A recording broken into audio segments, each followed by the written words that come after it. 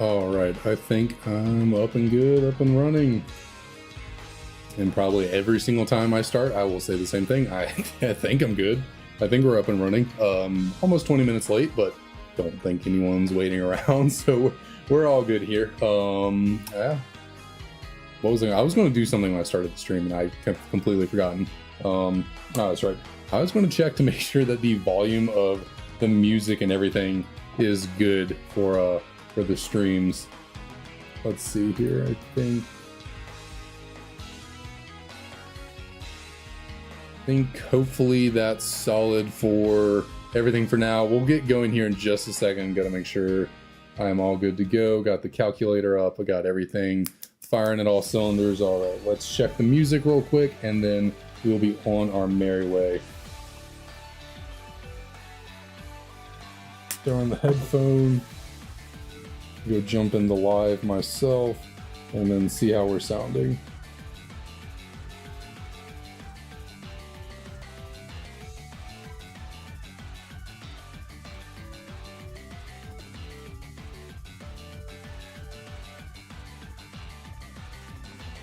All right, testing.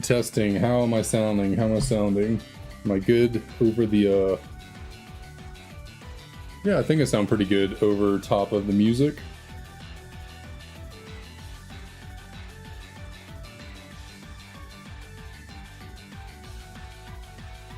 Maybe I want to lower the music volume just slightly.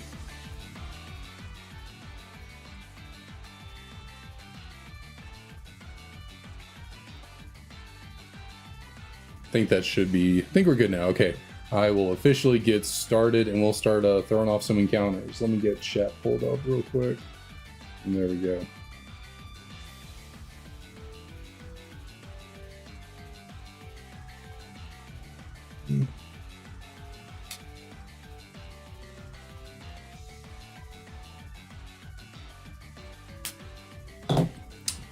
All right, sorry. Let's go. Okay.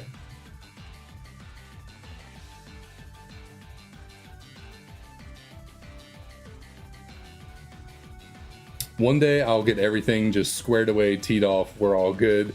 We can start up the stream and instantly get going to it. Don't have to do all these tests and diagnoses or diagnoses. I don't know what the plural diagnosis is, but we'll get there. It's only the third stream, you know. We gotta live and learn. Figure out what we are doing one step at a time. Speaking of which, Ryder, what are you doing? My dog's over here sniffing around my stuff. What you doing over there, Ryder? Oh, you cannot see the bottom screen nearly as well today as you could yesterday. That's kind of the whole point of setting up like this, was so you could see the bottom screen better. I have to just pull these down more, possibly. Like this, does that help out? You still can't really see the Tepigs at all.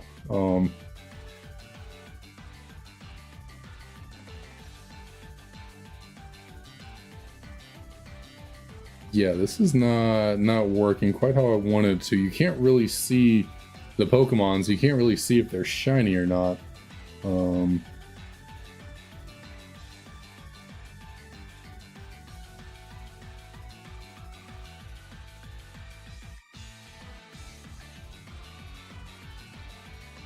Well, I don't know. I don't really know. I'll figure it out eventually. Oh, I'm supposed to be doing +2, not +1. I'll just do +2 there. Okay, now we're good. Good to get rolling.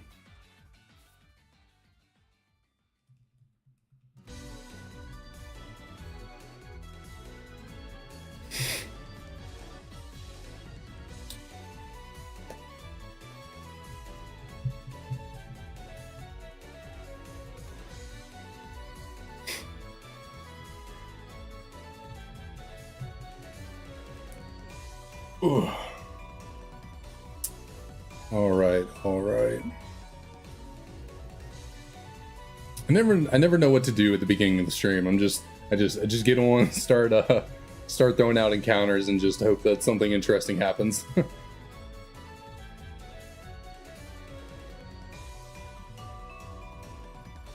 Okay, do we got a shiny now? Not that there's any way for anyone to actually tell if a shiny were to be on screen, but whatever. It is so weird. I could see the bottom screen so much more clearly yesterday.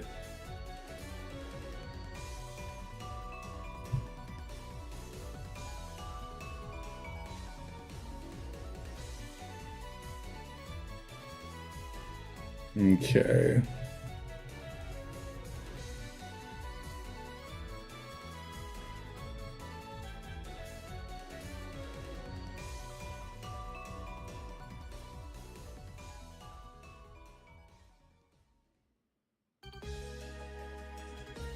Okay, well, good to know my my stream playlist is actually remixing or shuffling now. Earlier when I was testing it out, for some reason it did not want to shuffle. It just kept wanting to play the intended order, which, I mean, not the worst, but you know, I like to change things up. Don't want to always be exactly the same every time.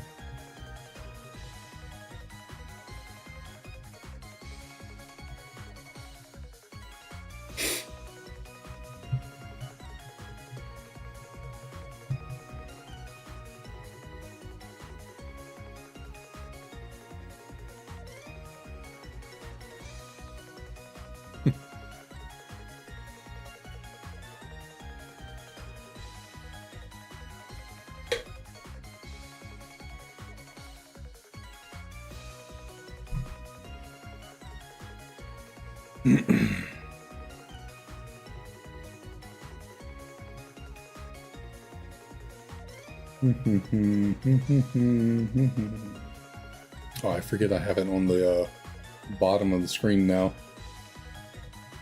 Don't gotta look over to the left. I can just check the song title in the bottom there. Crossing the Sea. So I guess this is like kind of Mr. Briney's theme going on. I have in the background. Almost spammed right into the nickname right there. We do not want to give nicknames. Not yet, at least. Well, I guess I won't really be able to nickname it if I get a shiny on either of these files, since they're Japanese files. I'd have to somehow find my way to the name rater and change the nicknames from these games.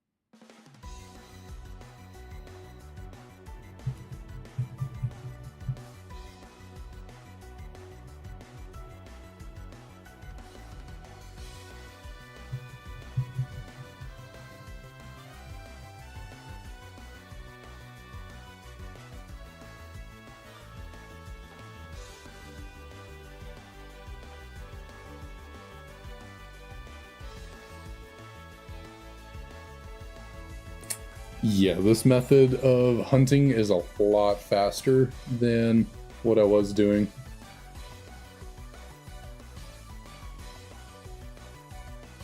Doing 2 games, but not going through all the scenes with Hugh. Yeah, I think this is definitely the way to go.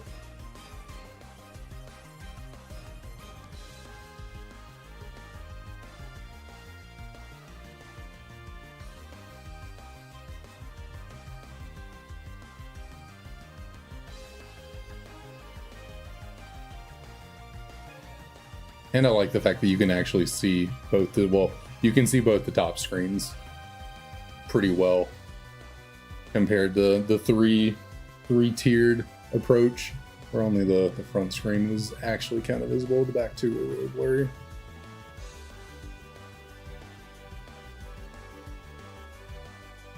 I feel like I forgot to do the encounter thing last reset, but that's okay.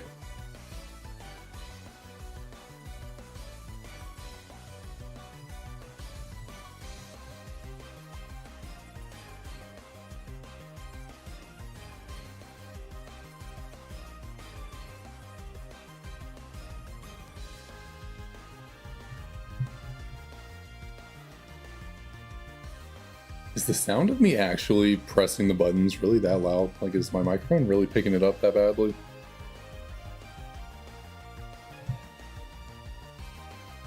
Because when I go and click the buttons, OBS is kind of like popping off, so it makes it seem like you can actually really hear the buttons being clicked, but maybe not. Maybe it's kind of a background thing you can't really notice.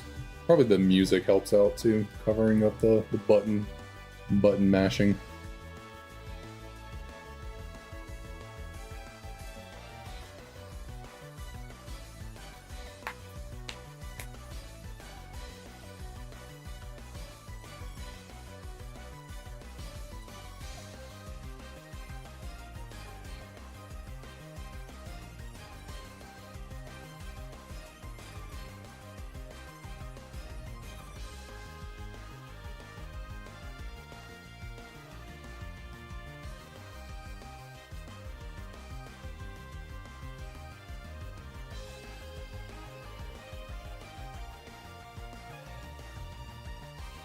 I forgot I was doing what I was doing there for a second. I was like, why is nothing happening? Because I wasn't clicking anything. I was zoned out there for a second.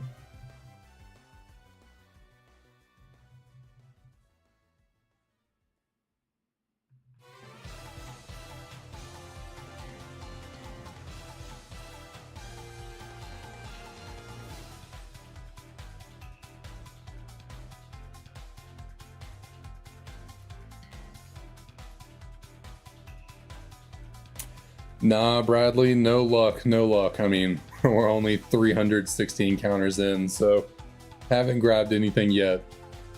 But hey, that's all right. I still have optimism. You know, I'm pretty optimistic that I think we'll get it under 1,000. You know, that's still pretty good. You know, in terms of odds, getting it below 1,000, which I think we can do.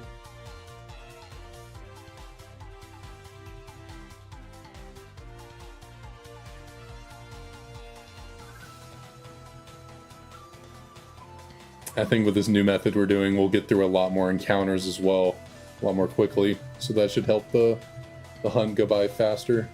I mean, obviously, the encounters are quicker than the hunt will be quicker.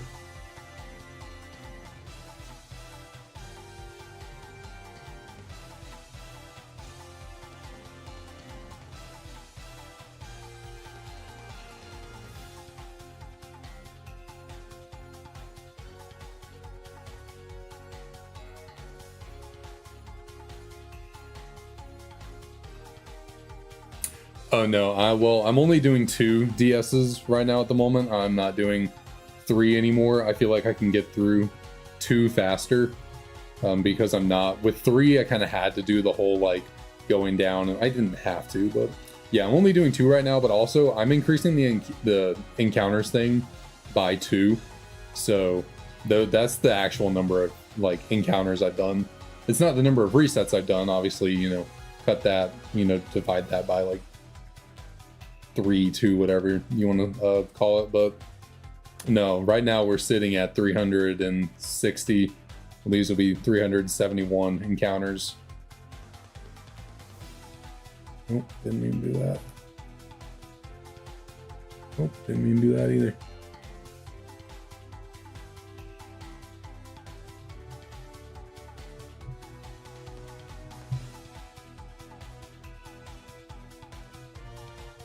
No, I wish I wish I was blazing through 900 encounters already. That'd be nice. That'd be some crazy pace though.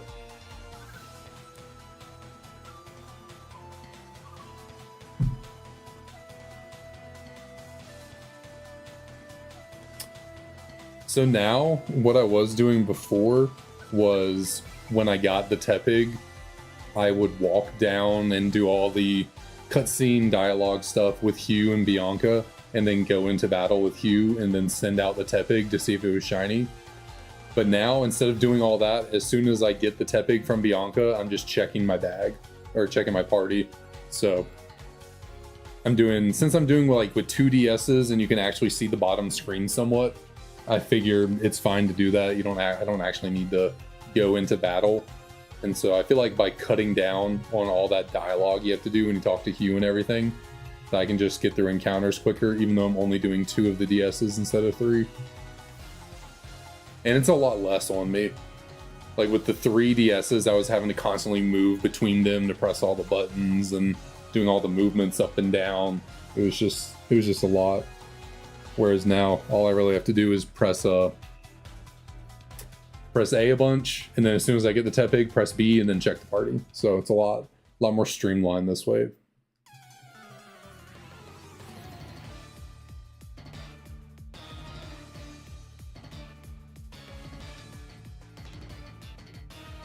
If I could figure out a way to set up my camera to allow more DSs onto the screen, I could try and do 3, but I don't really know how I would set that up. I'd have to like get it up and kind of like above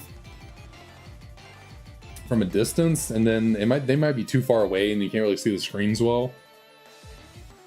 It's all a work in progress. But also by only doing 2 DSs at a time, I can charge 1 DS. So I have my 3rd DS charging, so if one of these 2 loses battery, I can just, you know, switch it out for one that's fully charged.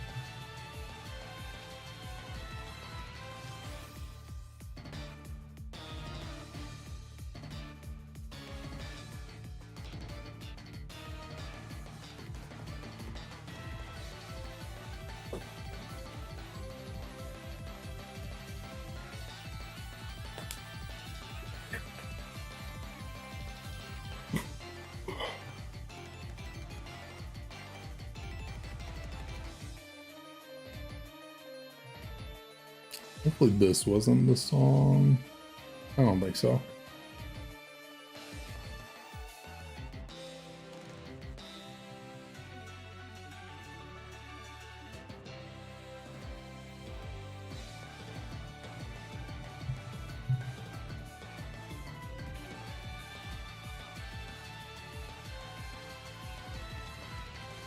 Oh, keep accidentally hitting the camera a little bit.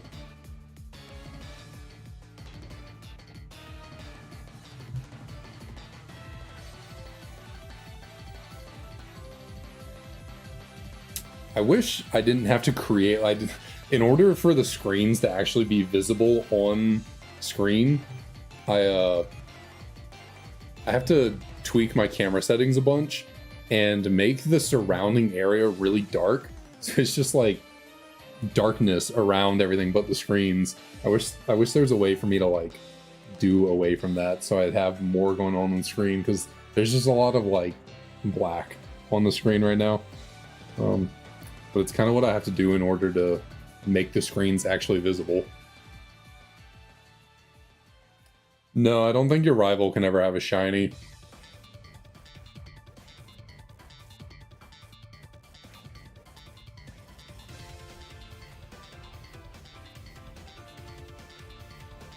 I don't think in any mainline Pokemon game that any trainer has a shiny Pokemon. Not that I can remember, at least. Maybe possibly in the newer games. I haven't really played those. But yeah, I don't think, other than like Wally in Gen 3 encountering a shiny Ralts, that is possible. Wally can encounter a shiny Ralts. But he catches it, it just becomes non-shiny when he actually uses it. But yeah, as far as I'm aware, no trainer actually has a shiny Pokemon on their team.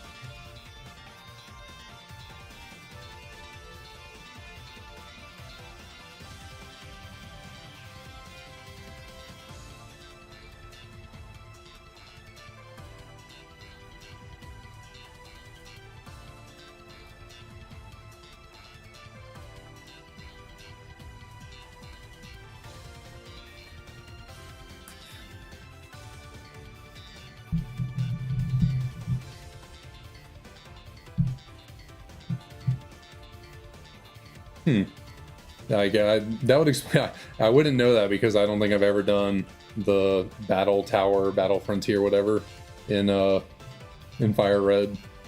I don't know if I've ever had. Does Fire Red really have much of a post game other than like the Sevi Islands?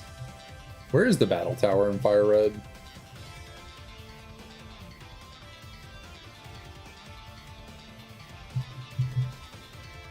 like battle facility, whatever. I was thinking like possibly in Crystal for some reason, that in the battle facility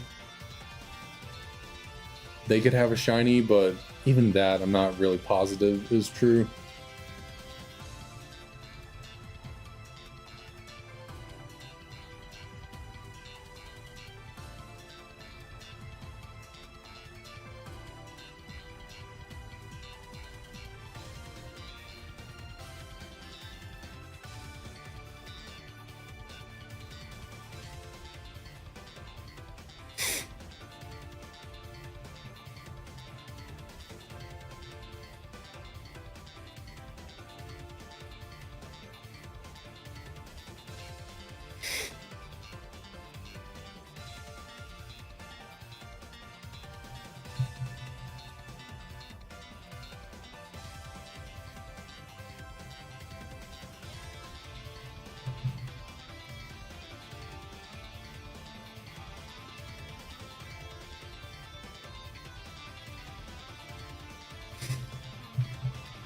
Yeah, it's been a long time since it's been a long time since I played Fire Red in general.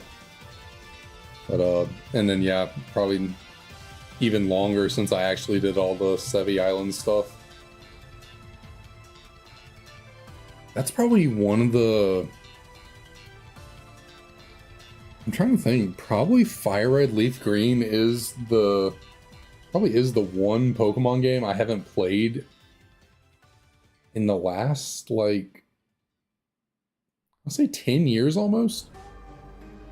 I feel like every Pokemon game, every mainline Pokemon game, other than Fire Red Leaf Green, I've played at least once in the last 10 years. I've definitely played Gen 1. I know I played Gen 2. I played Gen 2 a lot. Gen 3, yeah. It's been a second since I played Gen 4, but I'm pretty sure I've done that as well. And I play Gen 5 all the time. Played Heart Gold and Soul Silver recently. I guess, well, actually, Gens X and Y I haven't actually played in probably a decade either.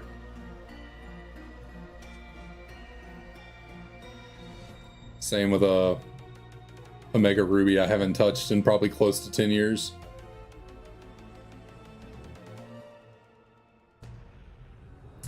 So I was trying to decide on that. I was thinking I would just get all the starters, but now that I'm really like getting into this hunt, I'm not sure if I want to do every single starter back to back to back, just because that's a lot of soft resetting to do constantly, and I just don't know if I'm down for that. So I might just go do wild encounters in the ranch before the first gym, try and get either a Riolu or Psyduck, Mareep, or Azurill. That's kind of what I'm thinking. Unless I somehow get this Tepig in the next, like, 200 and... Well, I'll say if we get this Tepig, like, really fast, then I might do another starter. But if this Tepig takes forever,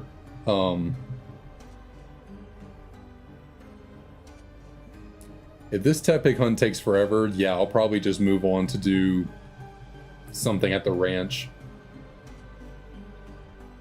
Do some wild encounters running around.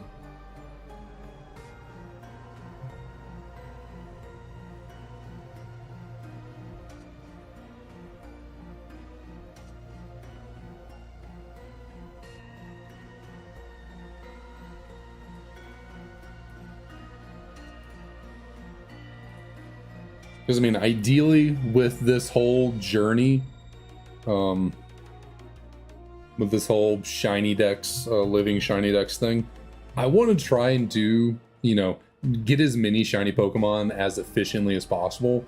And obviously, you know, base odds resetting and wild encounters is, like, the least efficient way because, well, I don't know, it's hard to say.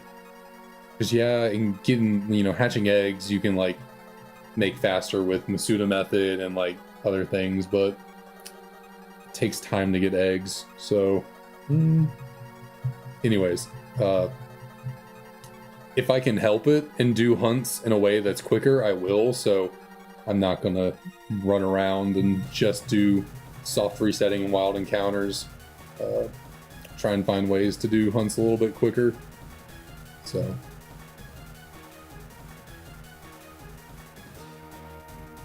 I'm probably only going to do a few like true hunts during the main playthrough of this game. Like I'll do this shiny starter, probably do something at the ranch. I was kind of thinking I would do a shiny per gym, was kind of my idea, but that might just take forever, so maybe not.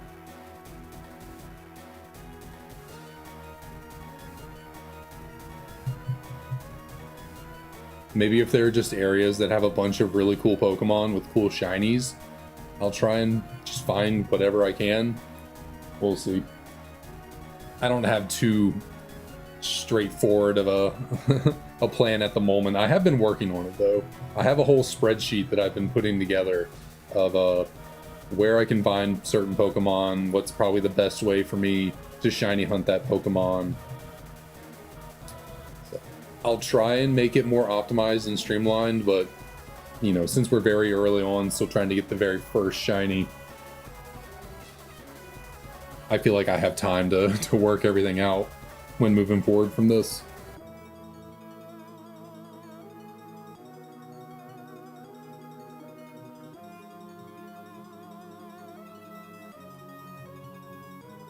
But yeah, the ranch just happens to have a bunch of really cool shiny Pokemon. Mareep has a great shiny, Psyduck has a great shiny. Azurill shiny is alright, but it evolves into Pokemon that have really good shinies. At least, I guess Meryl's shiny is also kind of like Azurill's, not that great, but Azumarill shiny is really nice. And then, I mean, Riolu, Lucario, I mean, their shinies are fine. Like, they're fairly cool. They're like golden, but it's more the fact of what the Pokemon is that makes it cool to get a shiny of. Of course, there's still Lillipup and I want to say Pidove that you can get shinies of as well in the ranch. So knowing my luck, I'll get one of those two first before actually getting one of the other 4 that I'm interested in.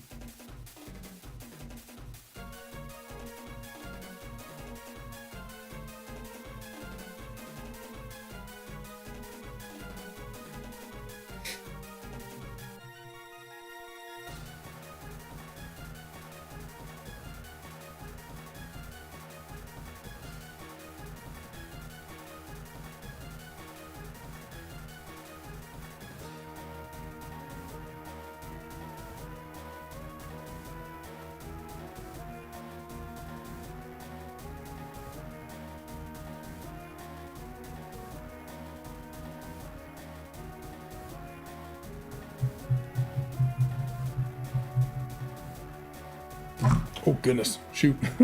Just sent my camera flying right there. Trying to stretch out my hand.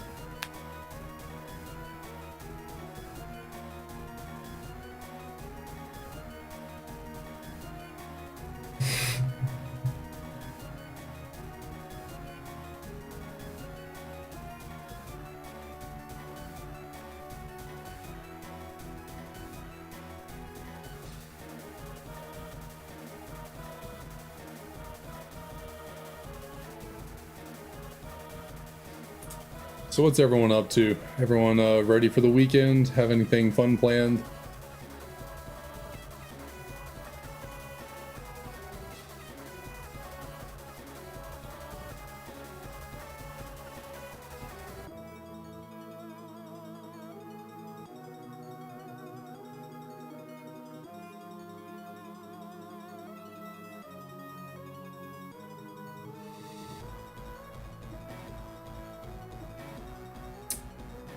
Yeah, I feel that I kind of have something going on tomorrow, but nope, no nicknames, no thank you. Some family event going on, but otherwise just trying to hang out and yeah, like I said, chill. I was at the beach for a week last week, so that was a lot. So I'm ready to just hang out and not do very much.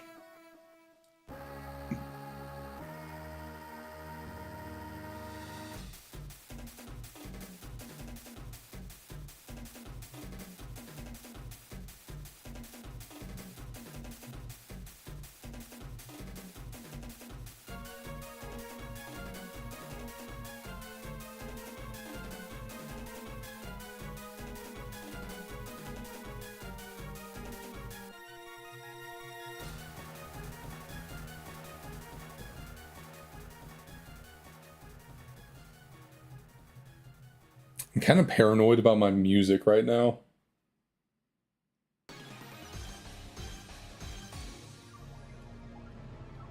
Paranoid a little bit about the background music while I was the stream from yesterday. I just got on my YouTube studio today and saw that someone copyright claimed a song that I used in the stream yesterday, which is weird because I thought everything that I was using was good, but I don't know. Luckily, a claim is not as bad as a strike, so I can just just mute the part of the stream that it was found in and just kind of move on from there. Luckily, it's not, where I found hopefully it doesn't happen where I find the shiny and then whatever part of that stream has to be muted because of copyright claim or something. That would be really unfortunate.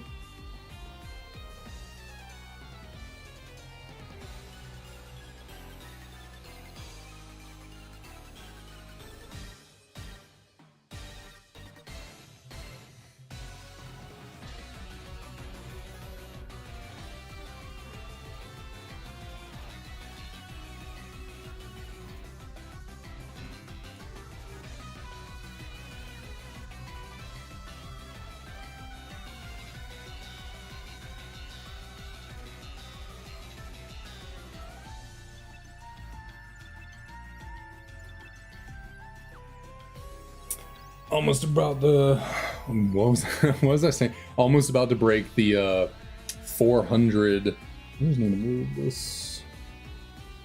That right there. About to break the 400 encounter mark.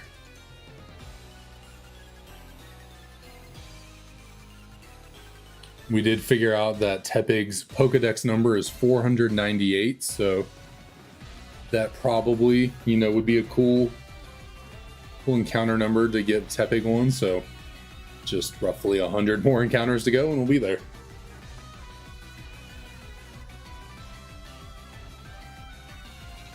Which, if based on the number of encounters I've been doing per stream so far, 100 more encounters will probably be looking close to the end of the stream. We'll see.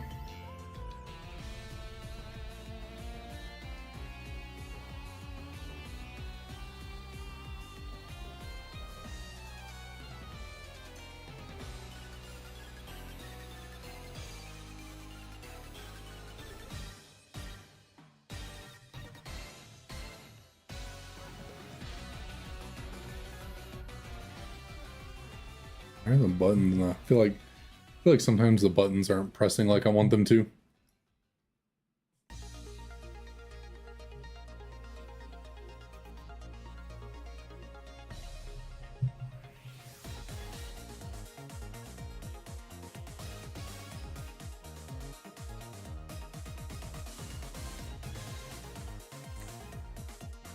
Interesting Opalucid City remix.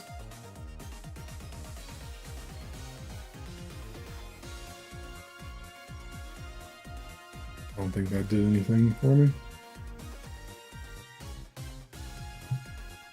I'm trying to turn up the volume for myself. I want to be able to hear this.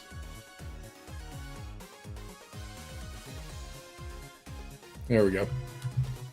Now I can hear it from my speakers, but I don't think y'all can hear it, so everything should be good there. I hate when sometimes random sounds will come out as whistles. I don't really think I have a gap in my teeth, so I don't really know why I'd be whistling sometimes, but it just happens. What can you do about it? All right, we are over the 400 threshold. Looking to let's call it at the 498 mark. I think that's gonna be my prediction right there. Encounters 400, which I guess we'll technically not get there because we're on odd numbers right now because of how we're going up by 2 and started at an odd number. But maybe once we get to 497, I'll do one singular encounter to get to 498, and then that'll be the shiny. That's what I'm calling it right there.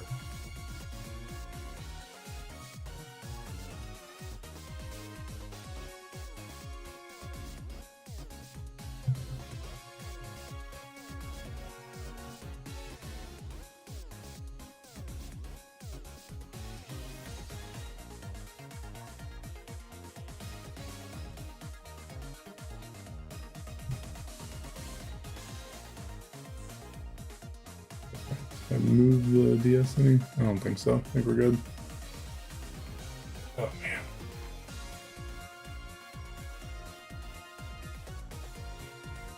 I think I can put these down, give myself, well, they don't really do much for me. These armrests.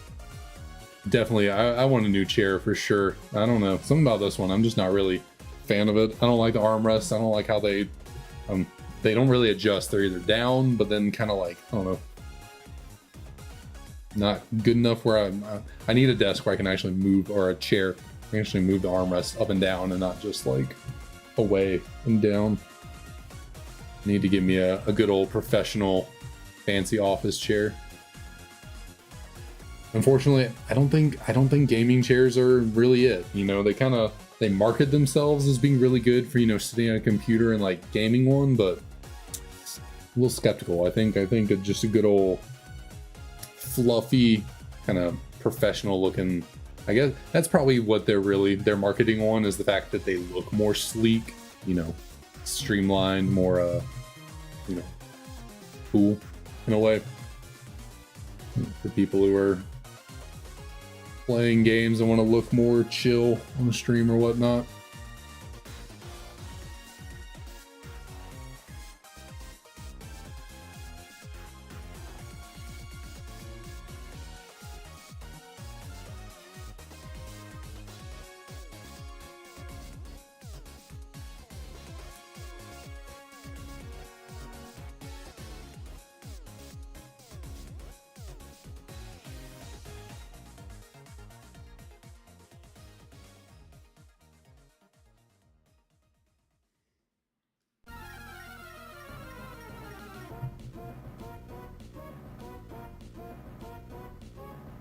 This is a classic. Latios Latios. I did not hit that well at all. That was a weird one. I guess it's probably because it's remixed a little bit, so it's slightly different than what I remember it. Or I'm probably just wrong about how it goes.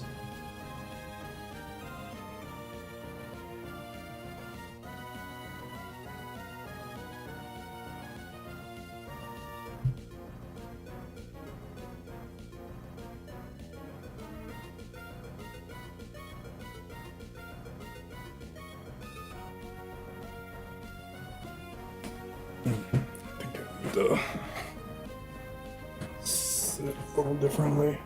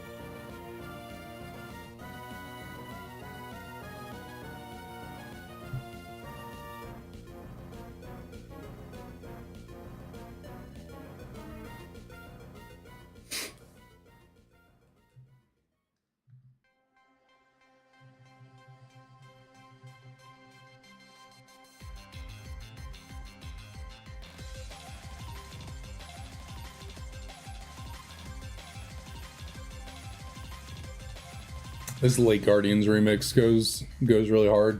This one's really fun. I guess a remaster. I said this yesterday in the stream. I have no clue what it means to be a remix versus a remaster.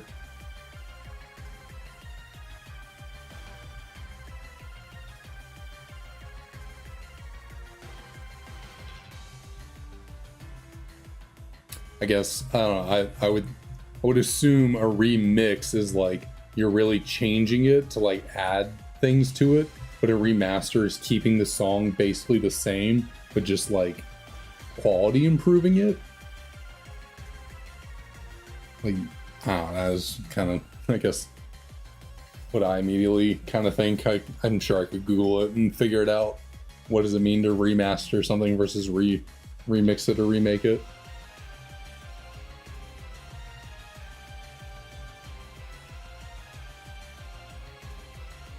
By the way, for anyone over on TikTok, if you would like to watch this stream on YouTube, I'm also streaming over there, so you can watch your good old TikTok. Just scroll through your For You page, but then also you can keep up with the stream over on YouTube if you'd like.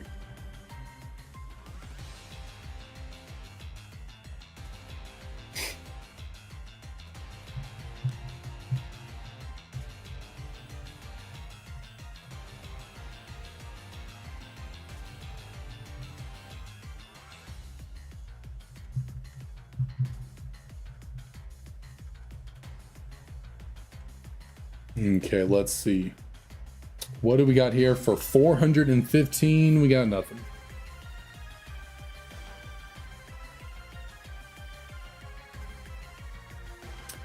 Not shocking, not shocking.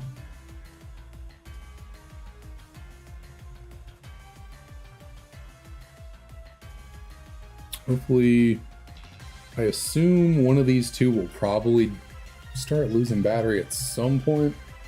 Well, my other one over here is still charging. I kind of thought it'd be done charging at this point, but oh well.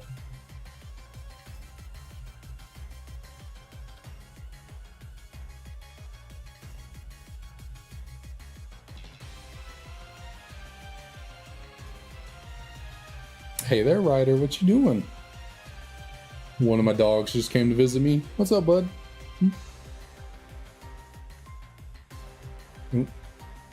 No nicknames. Not right now. What you doing? It's just staring at me. And now he's coming to get under my desk. He likes to do that. He just comes in here and just lays by my feet. Oh, don't knock any cords over.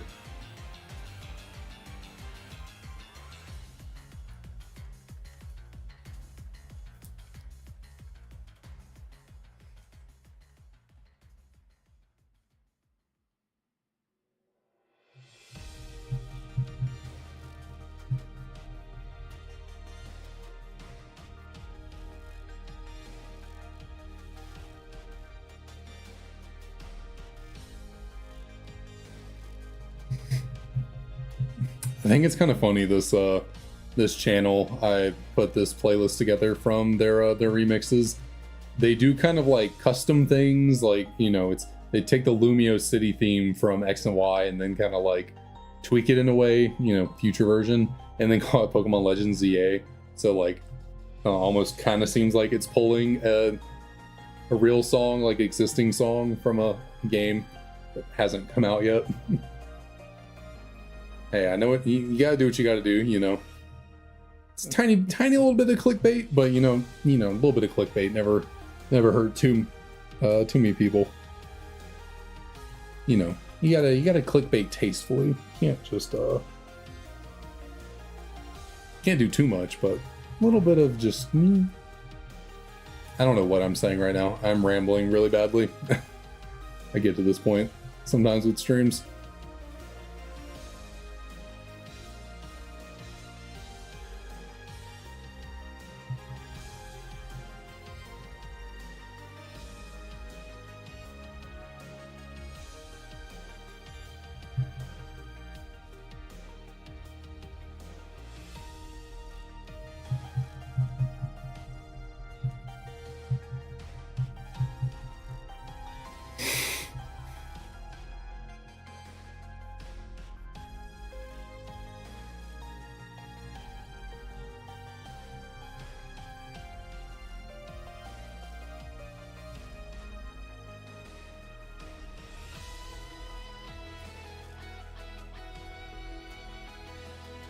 Oh, 121. I definitely think this I just completely lost my train of thought. How does that even happen? I just start speaking and then my brain's like, yeah, I don't know where we're going with this, so let's just shut it down. I I think I was gonna say the current layout of what I'm doing. I think I'm definitely streamlining these encounters a lot better. I feel like the encounter number is going up a lot quicker. Probably helps that I'm also don't seem to be forgetting to record my encounters nearly as much. That definitely helps out where I actually increase the counter.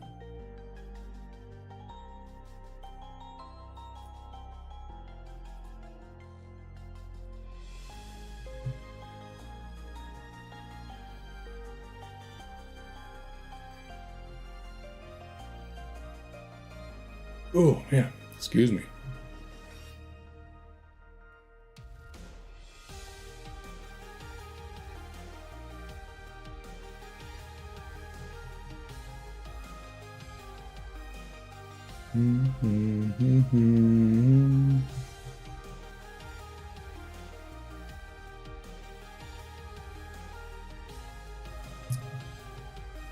Y'all think I should throw a random, should I do a random Oshawott or a random Snivy encounter?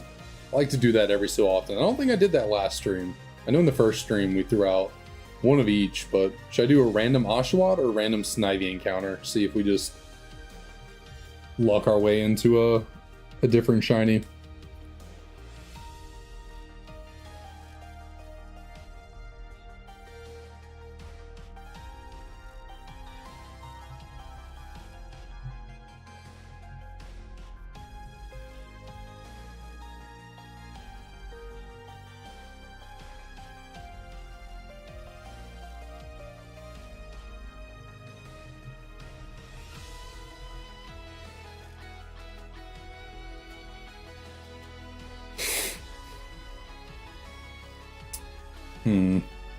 So I don't really want. How about actually? Why not both? Throwback to I don't know. Do y'all remember that old Taco Bell commercial? I don't remember exactly how it went, but it was like asking like, oh, should I get this or I should get that? And this little girl, I think she says, "Por qué no dos?" or something like that, or why not both? I feel like maybe I'm completely making that up. I thought I remember that being a Taco Bell commercial, but I could be completely wrong. But that's the sentiment. Why not both? And neither of them are shiny.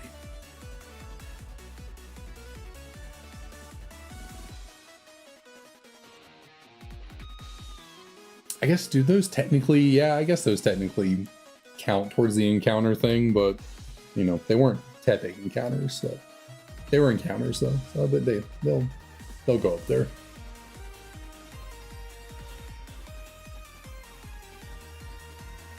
What's up, Lucas? How's it going? Thanks for stopping by.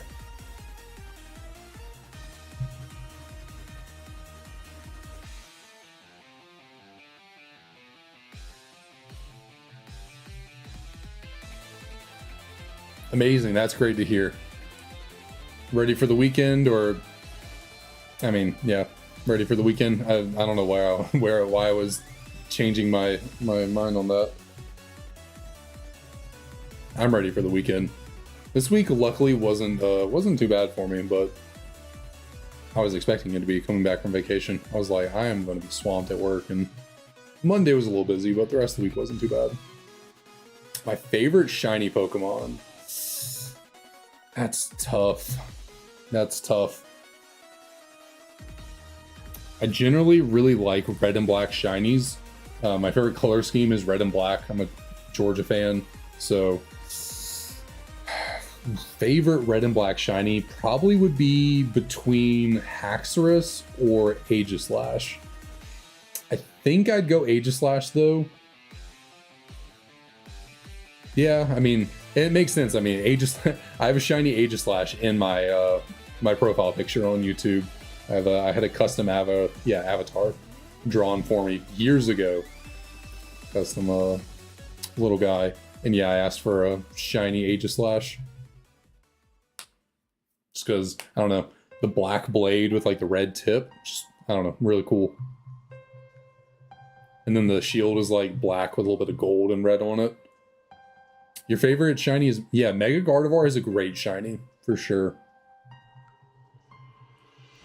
Have you ever seen that one Pokemon card that has both? I think it's both, or maybe it's one of each. It's a regular Mega Gardevoir, or regular Gardevoir, and then shiny Mega Gardevoir. I think it's something like that. It's an older card. What's it from? Oh shoot, what is that set called? Shiny Mega Gardevoir from why am I blanking on what that set is called? Yeah, Palafin's pretty cool shiny. What is that set? It's not it's not Celebrations. What is that set? It's the 20th anniversary set, but not Evolutions. That's how am I blanking on this so badly? I normally know all this stuff. Yeah, it's from that one Radiant collection, but I'm trying to remember what the actual, because like it's the Radiant collection of a set. Generations. Okay, that's what I was looking for. It's Generations.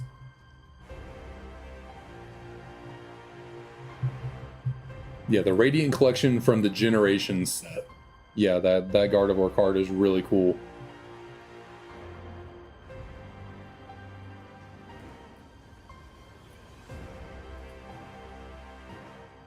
Kept saying Celebrations in my head. I was like, no, that's the recent 25th anniversary set. I'm trying to think of the 20th, but yeah, that's a really cool card. I would try and pull it up on screen to show it, but I won't fuss with that right now. We'll just keep throwing out the encounters. What's up, Lucas? What question you got?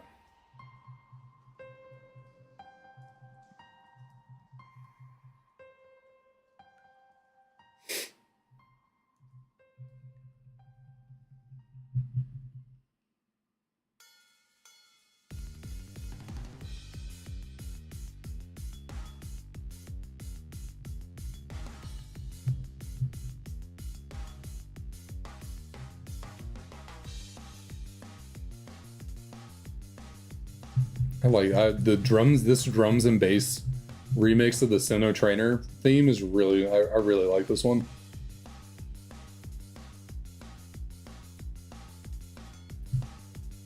Oh shoot! I forgot my dog was underneath me. I just moved my legs and stepped on him. He seems okay.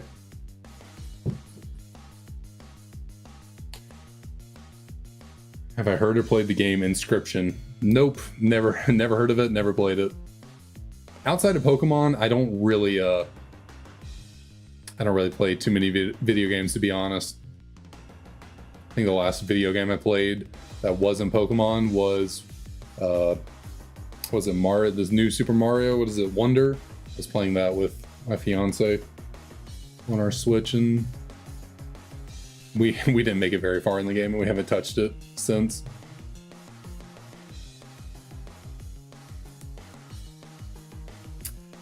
Yeah, DK, I'm honestly normally not known for my patience, to be honest, to be quite frank with you.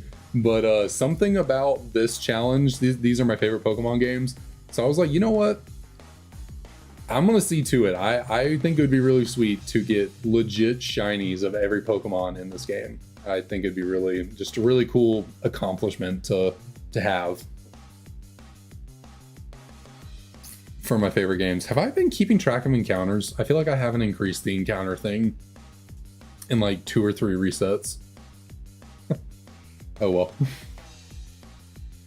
And I think I was earlier just bragging about how well I was keeping track of my encounters, but nah, I don't think I kept up with that.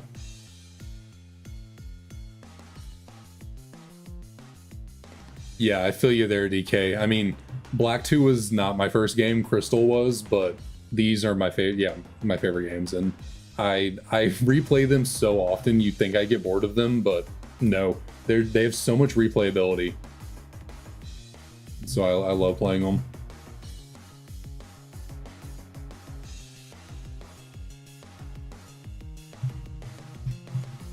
But Evil Mario Than, yeah, no, not going by dex, not going in order or anything. I'm just gonna hunt whatever my heart desires, and I'm putting together a little bit of a spreadsheet to kind of give me a path to hopefully do this as quickly as possible. It ain't gonna be quick by any standard, but I'm trying to formulate a way to do it as fast as I can.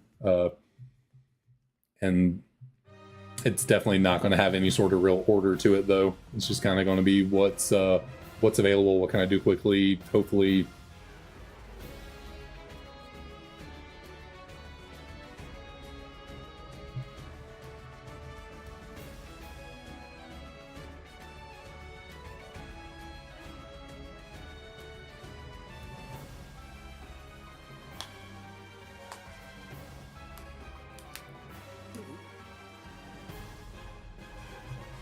And hunting Victini will actually be really interesting because technically Victini is shiny locked, so by all truth, Victini is unattainable, but there are methods to remove that shiny lock and then allow you to hunt Victini.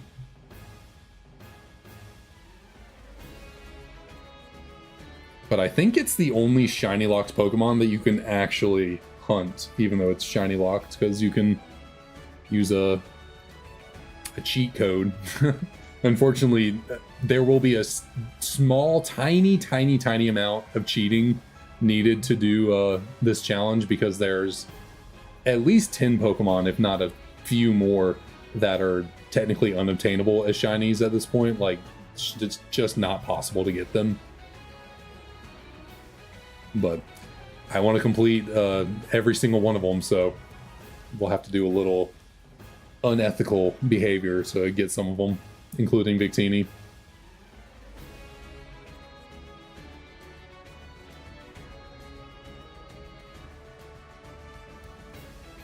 Yeah, I'm putting together a list of 100% guaranteed shinies that I can get as gifts. So, you know, obviously don't have to hunt them. So, like, the Lake of Rage Gyarados in Heart Gold, Soul Silver, so I won't have to hunt 2 Magikarps, just 1. And then the Haxorus from the Nature Preserve, so I only have to hunt 2 members of the Haxorus line. And then, yeah, the Shiny Dratini and Shiny Gible you can get from Banga in Black 2 and White 2. So that'll be a member of each that I don't have to hunt. I don't remember if there are any more guaranteed shinies other than those 4. I don't think there are any 100% guaranteed shinies in Gen 3.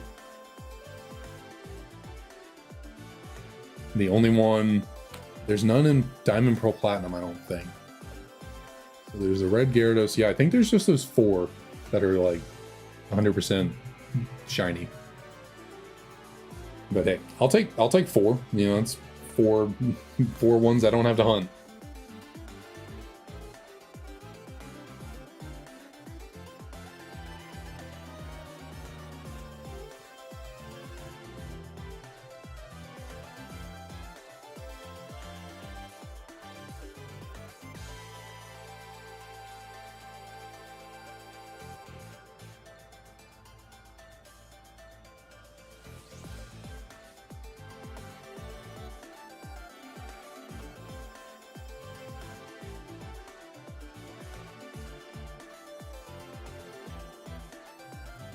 Oh, it's 100% going to be a grind for certain.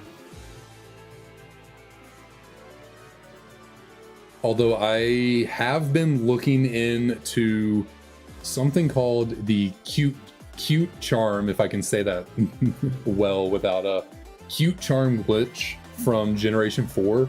So in Diamond, Pearl, Platinum, and Heart Gold and Soul Silver, there's actually a glitch that you can kind of like use RNG manipulation to activate to guarantee for your save file. And basically you just have to like manipulate the game such that your secret trainer ID is really, really close in value to your actual trainer ID. And if they're like within a certain parameter of each other, like super, super close to each other, and you have a Pokemon with Cute Charm at the front of your party, then every Pokemon you run into that has a gender, or at least a gender that can change, is like a 1 in 4 chance of being shiny. So I'm looking into trying to use that glitch, because I mean, it's not technically cheating. I mean, I could just, you know, it's possible to just randomly start up a save file of those games and somehow get lucky. I think it's incredibly unlikely, probably way more lucky than a shiny actually is, to get your secret ID and trainer ID to be so close in value that the glitch works. But I mean, technically you could just infinitely reset your game files until somehow you triggered it.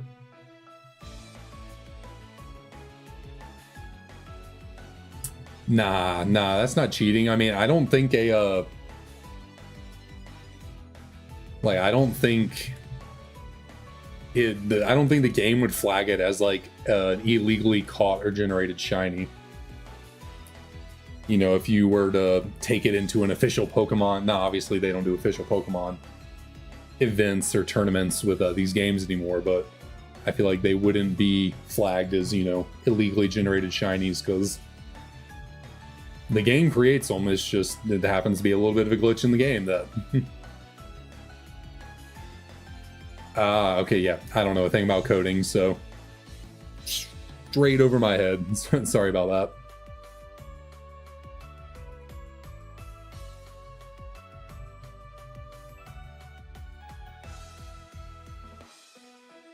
But yeah, if I could actually manage to pull off the Cute Charm glitch for those games, I mean, I could save myself an incredible amount of time on shiny hunting, because the vast majority of Pokemon have a gender that can change. So other than, like, you know, most legendaries and some Pokemon that are non-gender, or like always male, always female, you know, I can get every other Pokemon as a shiny pretty quickly.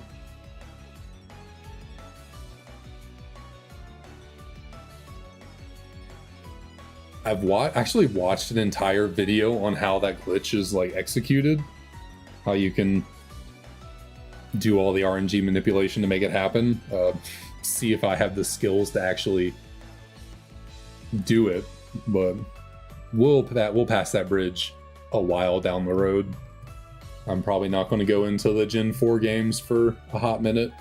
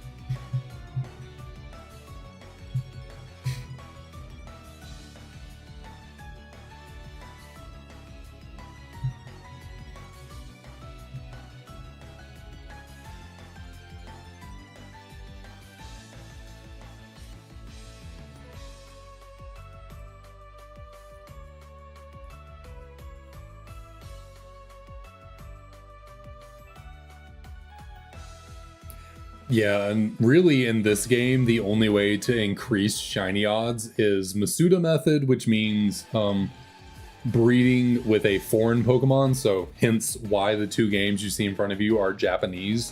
I have an English copy of Black 2, and that's the main one I'm going to be using. I just don't happen to have it up right now. But I'm going to play through these games right here until I can catch a Ditto at the end of the game, and then trade it over to my Black 2 copy so I have a foreign Ditto, and then that'll increase my shiny odds. And I also need to get the shiny charm in these games, which unfortunately does mean I have to complete the entire national dex. So in order to truly do the entire hunt in this game, I have to play through these games, catch every Pokemon in these games, and then play through every other generation of games that has Pokemon that I couldn't catch here.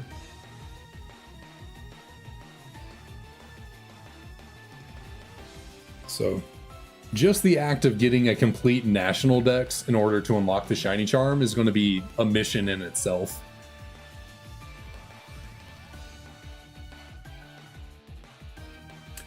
Yeah, it's it, that is the one thing I cannot defend about these games. Like, even though they are my favorite, why is breeding in the post game, and why is the fishing rod the only fishing rod in the entire game is in the post game? You cannot fish before beating the game.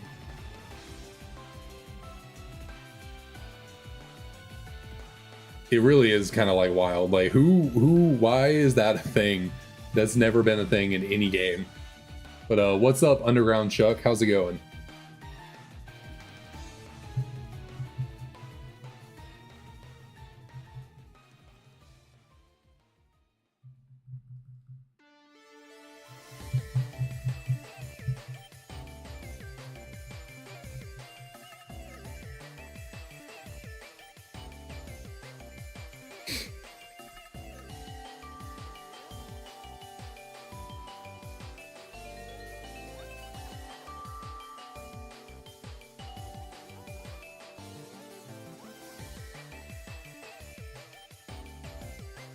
Shiny Celebi, what's up? How's it going? Thanks for dropping by. That is a Pokemon. Can I shiny hunt Celebi? That just reminded me. I guess that's something I need to figure out. How can I even get a shiny Celebi legitimately? Is the GS Ball event in? I can't remember. Yeah. I know there's a Celebi event in Heart Gold Soul Silver. But is it related to the GS Ball, or is it something different? Or is the GS Ball only in Crystal? I don't remember. Something I'll have to figure out.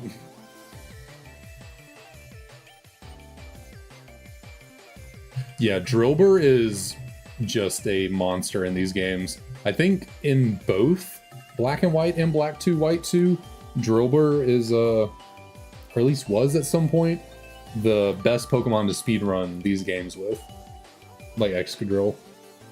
I think, unless it's changed. I feel like I remember watching, maybe it was Pulse Effects or something. I thought someone made a video about Gen 5 speedruns and how Drillbur and Excadrill were the best Pokemon to run those games. That is also something I would love to do with this game, is learn how to speedrun it, but I just know I don't have the skills to be a speedrunner. I absolutely do not have that is not in my skill tree at all.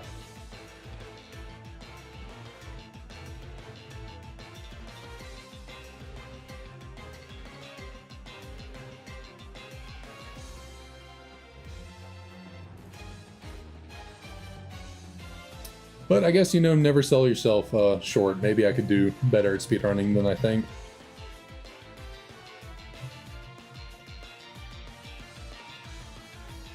Did I add encounters for that last reset? I don't remember.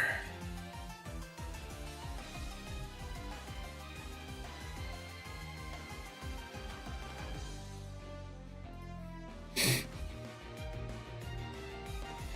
feel like I need a foot pedal or something I can more easily just kind of reflex, just tap in order to increase the counter, because having to move my hand over here to my mouse, I feel like I end up forgetting a lot. Maybe I should just move. Maybe if I just put my mouse right here next to my DS, it will help me remember, because it's just right there.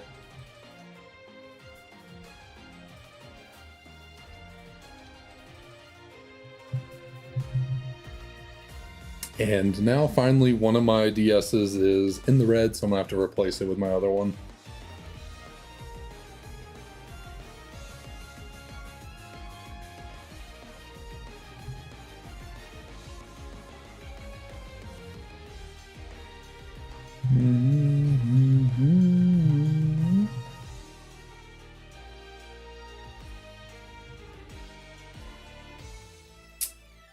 And nothing there. Oh.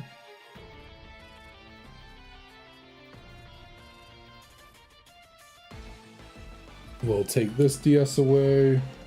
Turn it off. There we go. Another one. Throw this one back on the charger. All right, so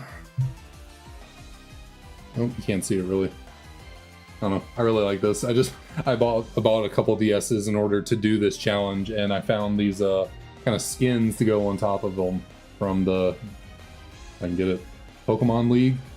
Dragonite's my favorite Pokemon, so I was like, oh, that's sweet. I'll grab that and throw it onto this plain white DS. Oh, I need to put rubber bands on here. Give me just a second to throw the reset rubber bands on this DS.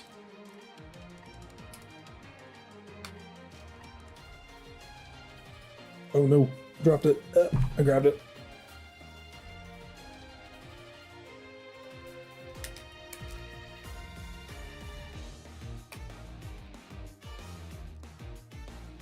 Okay, that should be good on you. One more over here. Oh, hello, Leo. Where did you come from? Oh, my second dog is in here.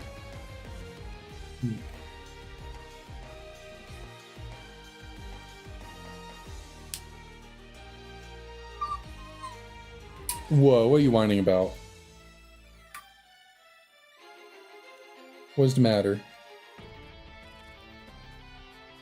Is Mama not playing with you? Huh? Or is Ryder not playing with you? Yeah, say hi to Ryder.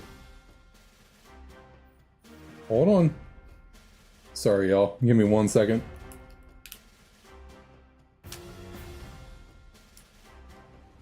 That should have this down pretty good. There we go. Okay. Other DS is online. Oh, we don't need sound on for you. Okay. Nah, just a regular DS. This white one was $50.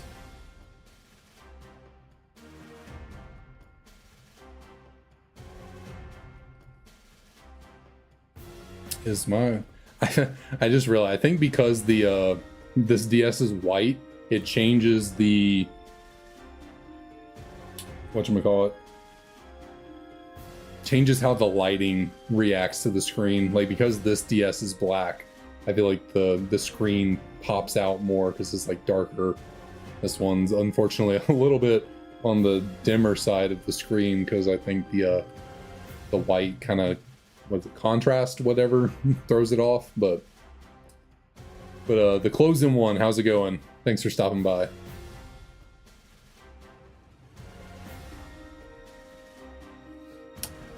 But yeah, we really got we got black and white now.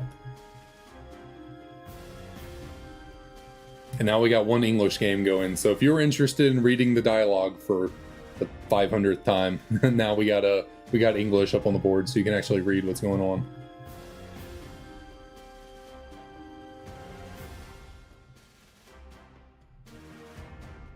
Let's see, can you actually...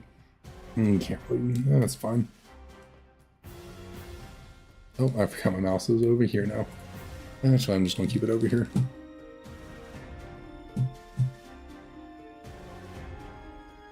Alright, alright. I can tell that the buttons on this white one have been, they like feel different. They feel like they've barely been used, this white DS. They like feel much more responsive and like kind of more sharp in a way. I don't know if that's the correct word, but like the edges of the button aren't as like smooth as my other ones. They kind of, I don't know, feels like it hasn't been used as much.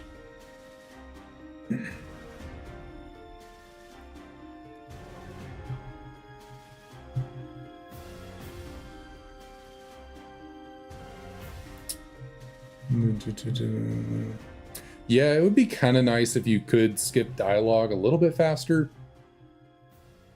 Luckily, there isn't like too terribly much dialogue going on.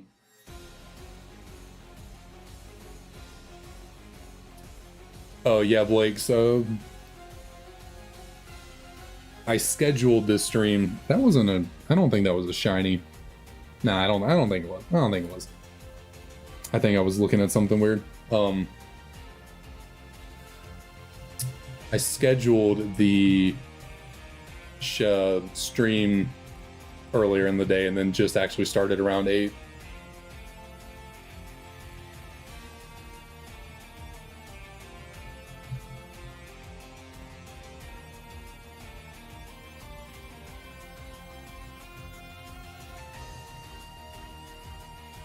I'm pretty good, Shiny Celebi. I'm pretty good. How are you? I'm ready for the weekend. I'm ready to... I mean, really, my weekend already started. I have Fridays off, thankfully, so today was pretty relaxing. I did have to do lawn work for a lot of the day, unfortunately, but it wasn't too bad. It's pretty dang hot, but wasn't the worst. Ooh.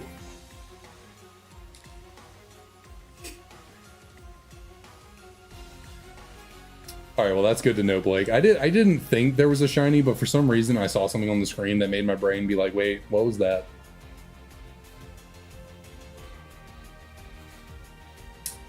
Evil Mariathon. How long do I see myself doing this challenge? 3 to 4 years.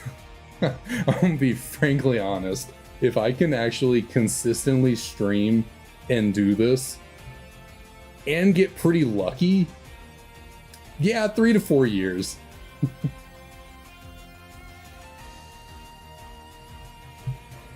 I think, because these hunts take a while, especially in these games where the base odds are so incredibly low, high, low, I guess is the footed, the saying. But Shiny Celebi, thanks. Yeah, this background took years and years of collecting and scouring over eBay, and I mean most of my collection is cards, and they're all in this little cubby right here in the middle. The vast majority of my collection is in binders and a little box back there. So everything else around here is only really like 20% of the collection, and then all the other stuff is like 80% in that one little middle cubby behind me.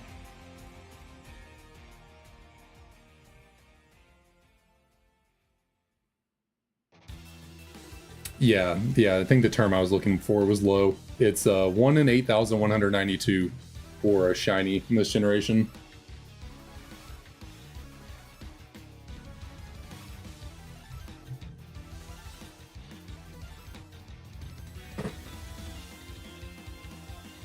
Oh goodness, I can scoot my chair forward a little bit.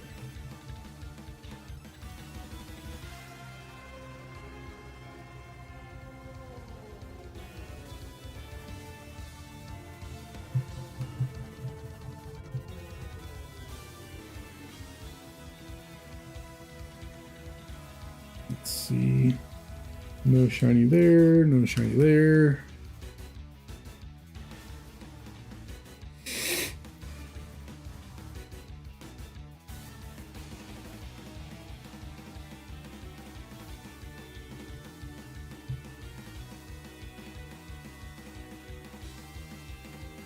Yeah, unfortunately, because I'm just recording these things with a camera, this bottom screen can't really be picked. I mean, unless I somehow, like, I need to buy something that maybe, like, tilts the DS's up a little bit. But yeah, this is kind of the only way to really get the screens on camera. All of them, which I feel like I need to... No, I think you're good where you are right there. What was I saying? The only way to actually, for me right now, is recording like this, but when I look over at the actual bottom screen, because that's where you see where the shiny is, I can tell if it's shiny or not by looking over it.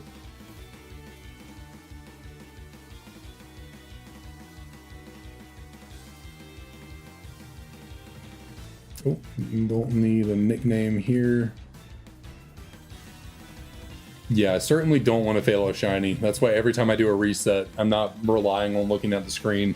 I'm actually looking at the DS's, like looking down at them.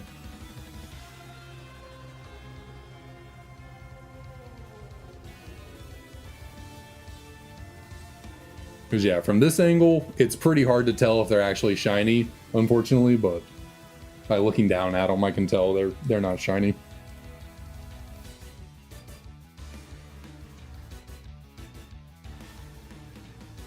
What's up, Ryder? What you doing? You don't want to go lay down? Come here. Come here. Come here. Are you being shy? Come here.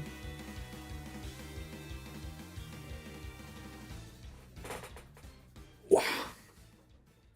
Ooh. Goodness. See if I can get comfortable with him up here. Oh, what was that? Can you say hi to everyone? Can you say hello? You want to wait in my lap or do you want to get down? I don't know if he wants to sit up here. He's like, you can let me back down.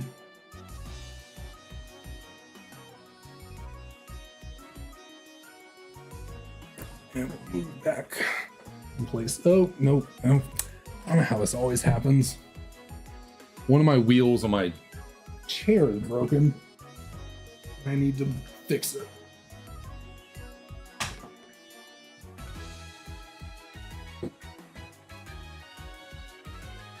Oh, goodness.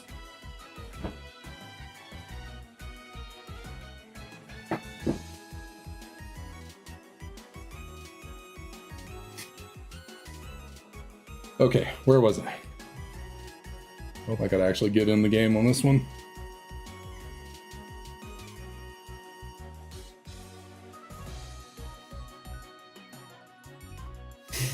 Okay, I think I'm good. I thought Legends Arceus was supposed to be pretty easy for shiny hunting. I feel like I've watched a lot of videos of people shiny hunting in those games, and it's pretty, I think it's a lot quicker, right?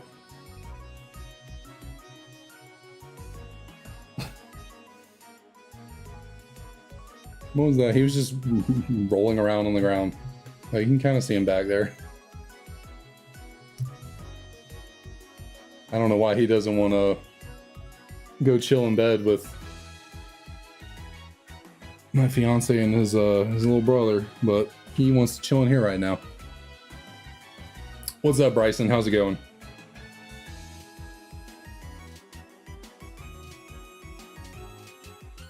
I feel like I was closer in a better position before I moved. There we go. That feels better.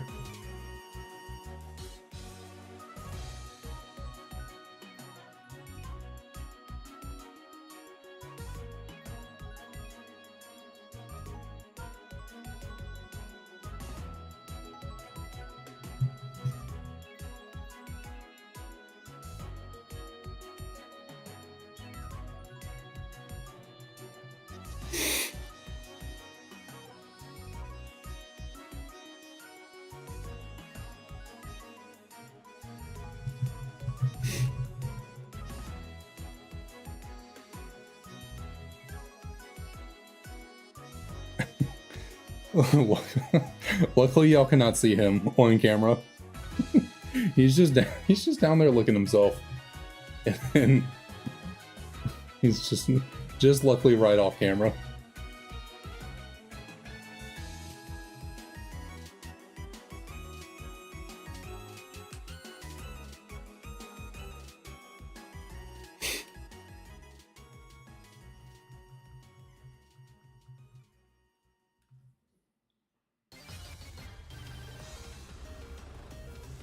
Oh, this is a new song I added to the playlist. How did I already go through the entire playlist? Okay, I don't think I've actually gone through, and it's on shuffle. Okay, I was about to say, how am I already on song 123 of 124? Because yeah, no, I'm not actually on the, this is just a new song added to the playlist. Excuse you. What are you doing? My dog just knocked down my Thanos pop figure.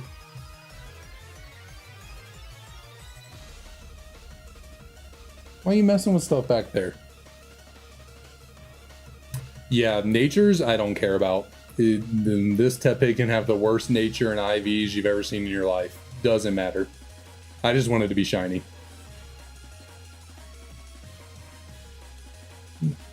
Ooh.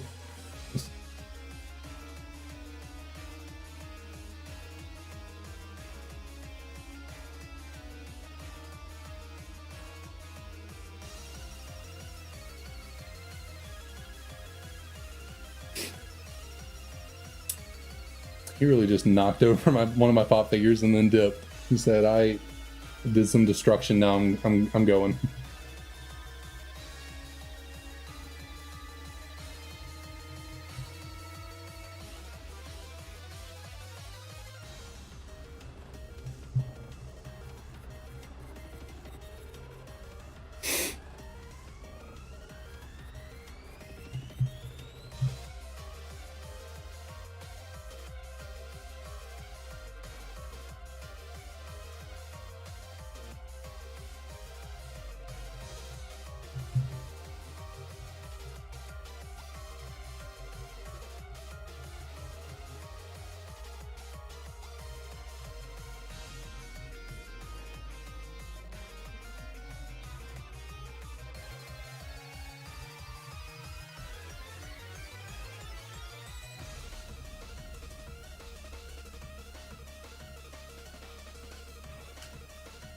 Yeah, if you're gonna look for a specific nature on a shiny Pokemon, you have to do breeding. Like you have to do our yeah, that's definitely the best. I think you can do what's it called? Synchronize. I think if a Pokemon, at least it's I don't know at what point that becomes a thing. If the Pokemon at the front of your party has synchronized, which you probably already know that you do nature hunting. But yeah, it's breeding is the best way to get a certain nature on a shiny Pokemon.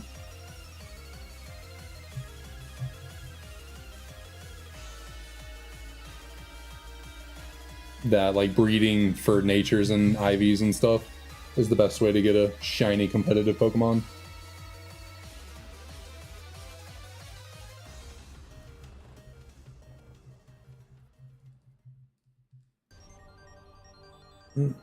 Damn, my neck. Alright, we are about 20 encounters away from what I called would be the shiny encounter. Tepig is Pokedex number 498, and I think that's when we're going to get the shiny, so I can get this to reset. I think in roughly 20 encounters, we will have a shiny. That's what I'm calling, that's what I believe in my heart of hearts.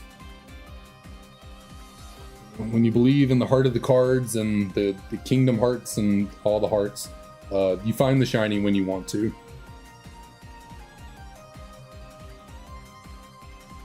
At least that's what I'm convincing myself of.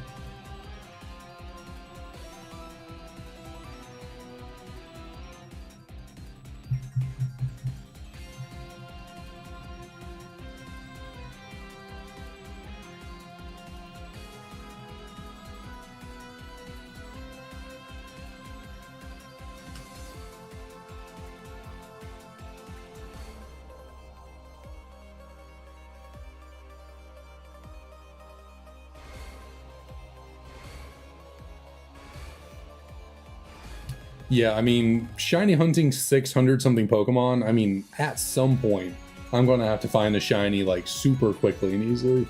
Like, there's definitely going to have to be at least 1 or 2 hunts where I get, like, sub 100 encounters for a shiny. Like, it has to happen at least, you know, a couple times. Be horribly unlucky for me for every shiny hunt to take thousands upon thousands of encounters. What was my very first shiny Pokemon? I mean, realistically, I mean, my very first shiny was the Lake of Rage Gyarados. But I think my first, like, full odds 100% random encounter in shiny was a Geodude in Pokemon Ruby. At least that's what I remember as the first shiny I ever encountered.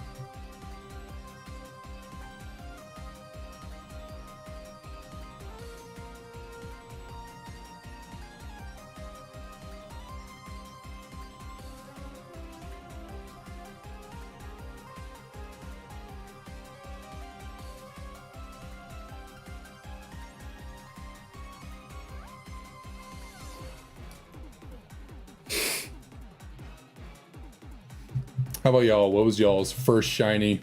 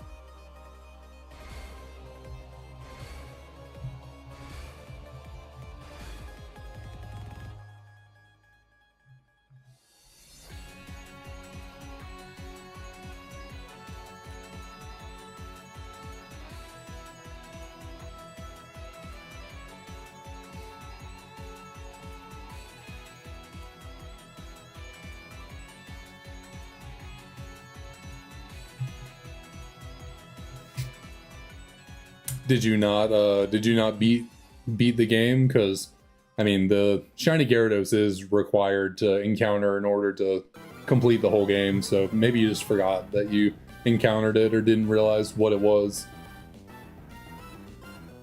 Because I'll give it to them there. They do a lot of things where it's like, why was that not mandatory? I missed that somehow. But they made sure, you had to go encounter that Gyarados in order to progress with the story.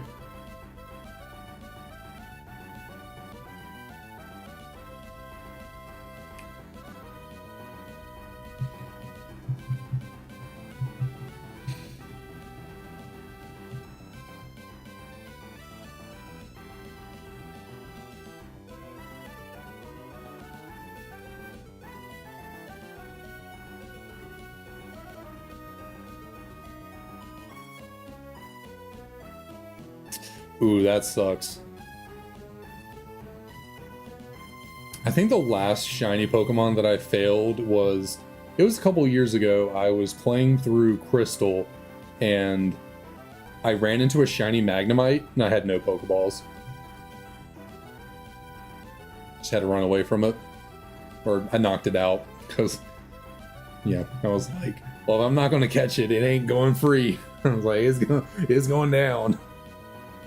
Yeah, that's one of those events where you run into that and then you're like, okay, I'm literally never going to not have Pokeballs on me ever again.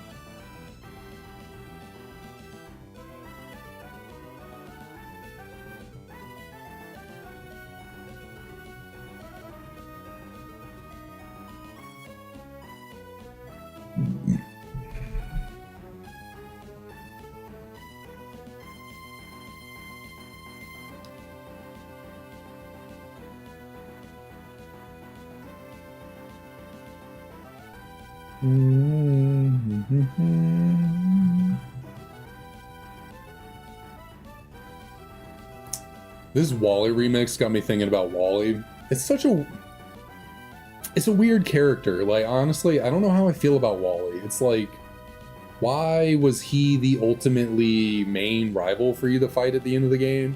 Like, I feel like he needed more character progression. Like he just needed to be more active in the story. It was like, you encounter him to help him catch a Pokemon, then you battle him once, and he literally can't battle. He has like one Ralts.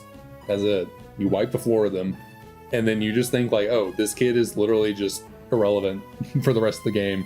And then boom, he just shows up in Victory Road like, yeah, I'm your final challenge. Not Mayor Brendan, it's me, Wally.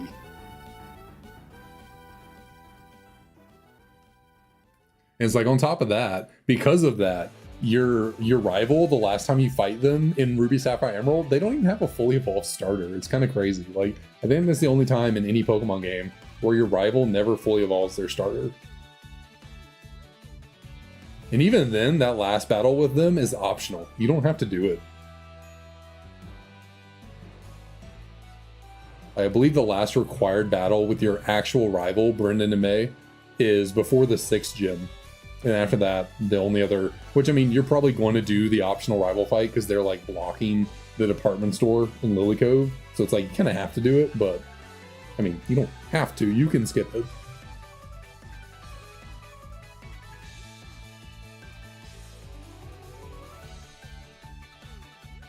No, but speaking of the movie Wall-E, I did watch that the other day for the first time in a few years. It's a really good movie. I always forget how good of a movie that is.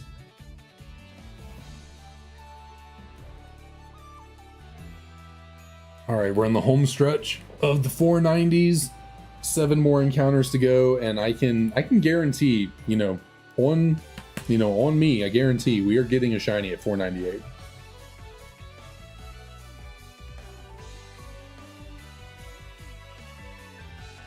Yeah, I got you, Celebi.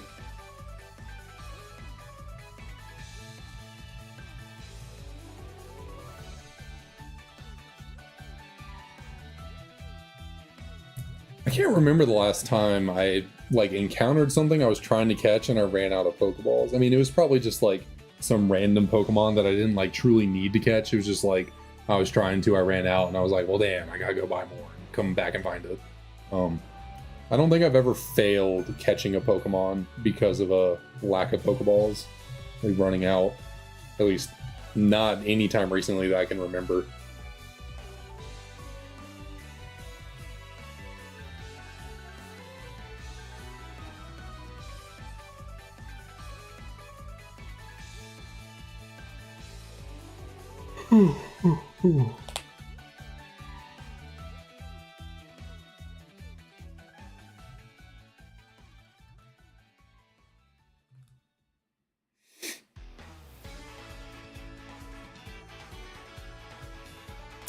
I got you.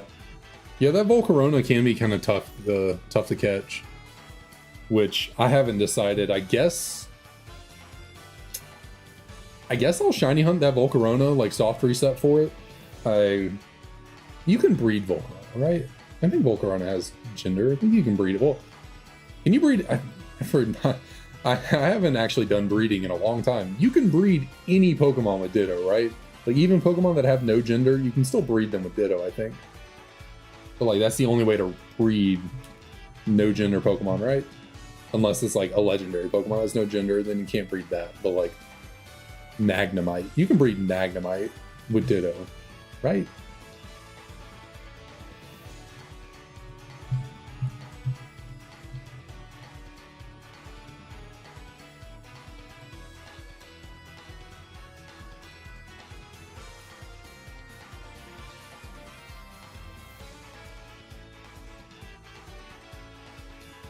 So yeah, I'll either breed for Volcarona and Larvesta, or I will soft reset for it. Which actually, yeah, I guess I'll soft reset for Volcarona.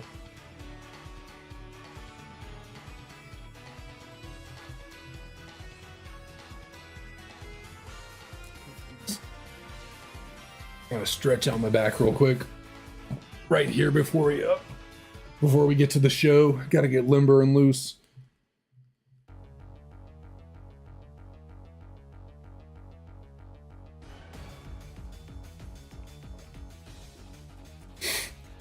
Lubricate the good old vocal cords.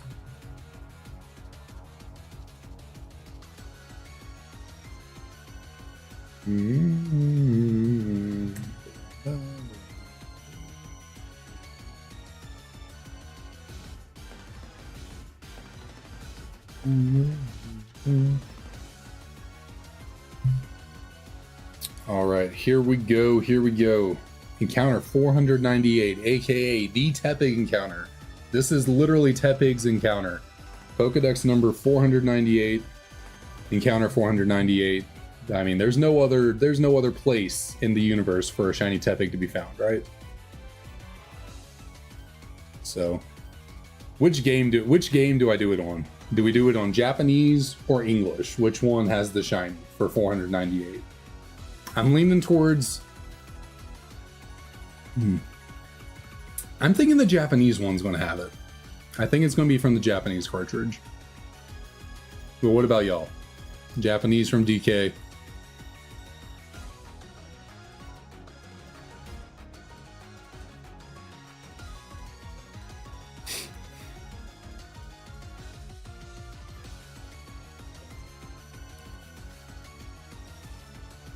I'm feeling the Japanese one. Was a little, I mean, I'm not super terribly centered in my camera, but that's all right. That's okay. I'm gonna say Japanese. I think that's what we're gonna go with. So counter 498 here on the Japanese cartridge. Let me see the shiny Tepig. The golden gold. Yeah, we'll call it gold. Sounds a lot better than the mustard yellow it really is. The golden Tepig. Let me see it so we can move on and probably we'll figure that out later, but for now it's Tepig time.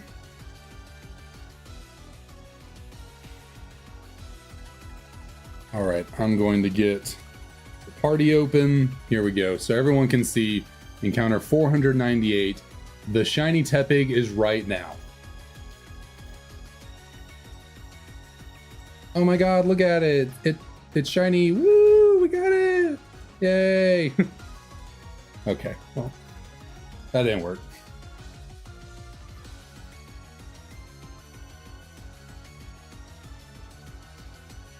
But that's all right. We still have one more over here that we can still get a shiny one, so.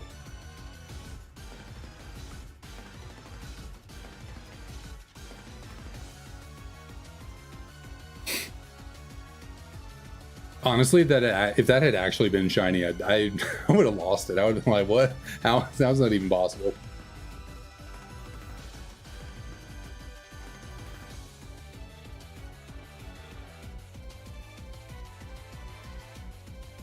But we still have one more chance here. You know what? We'll put this one on the screen as well. I think we can go right here as well. Ah, darn. Well, what nature were you? You were sassy. You were a sassy natured Tepig. Okay. So we have 499 now. How do we want to... How much longer do I want to go? Then live for a little under 2 hours. I can probably do another 30 minutes, I think. Yeah, that's probably why they make the shiny charm a key item. They want you to actually have to put in the work in order to get it. They're like, we ain't gonna let people just pass this thing around. Nah, this is an accomplishment you gotta achieve yourself.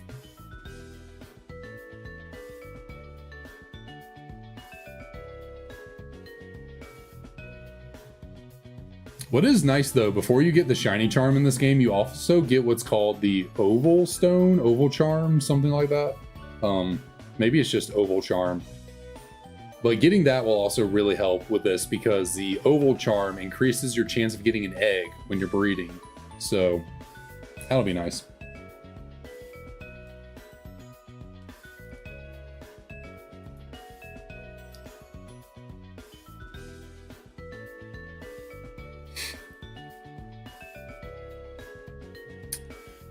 That is true, but luckily for me, I have 2 games and 2 DSs, so I can do all the trading and version exclusives I need, luckily, for at least these games. For the Pokemon that aren't in these games, I still have to figure out if there are copies of Pokemon games I need to pick up, because currently I have, of the games I think I'll need for this, I have Ruby, Sapphire, and Emerald, so I can get every Pokemon from Hoenn, guaranteed. I don't have either Fire Red or Leaf Green, so I'll have to pick up probably both of those, if not, hopefully maybe just one. Maybe the version exclusives from those 2 games can be found in other games, so I don't have to pick up both of those. All right, good night, Celebi. Thanks for dropping by. Appreciate it. Hope your work day is nice and calm and not terrible. I don't know where I was going with that. Hope it's good for you.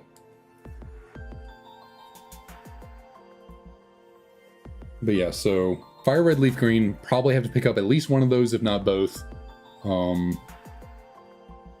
I have Pearl and Platinum. Hopefully that covers everything I need from Sinnoh. I have Soul Silver. Maybe have to pick up Heart Gold. We'll see. And then I have White version, Black 2, Those are all my English copies, and then I have Japanese copies of Black 2 and White 2 as well. So hopefully between all that, I'm good. Maybe only have to pick up one Kanto game in order to get all the starters and stuff from that generation, all those Pokemon. And you asked about event Pokemon.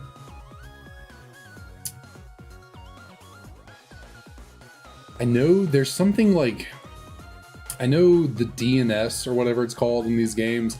I think there's people still have like servers up that you can connect to, and like you can still get event Pokemon in these games with I think they call it DNS exploits. So if there are event shinies for any of the mythicals or anything, I think I could figure out how to get those. But otherwise, if a Pokemon is truly just like lost to time, cannot get it as a shiny, it's just shiny locked, no events, I do have an action replay, so I can just, for Pokemon like that where it's literally like, okay, you cannot get the shiny, we'll put it in the game. Just it'll just be our little secret that it wasn't legit. But I mean, you can't fault me if the Pokemon's truly unavailable as shiny. I mean, unless I just don't have it and call it a day, then cheating is the only way I can get some of those Pokemon.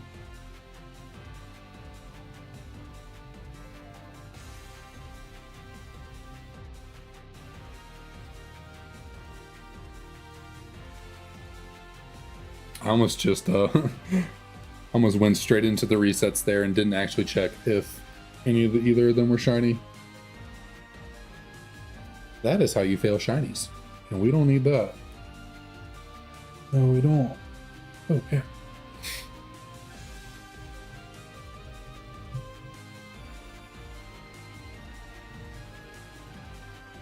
Almost pressing the B button.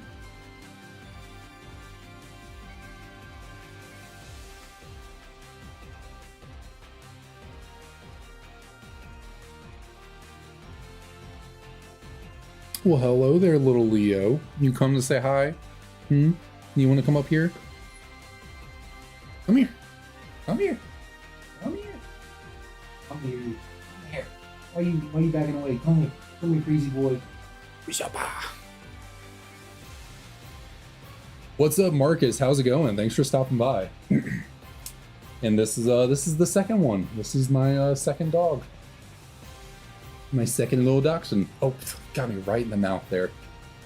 He's a licker. He loves to. Okay. All right. This one's younger than the other, so he is just a bundle of chaos. I'll let you go.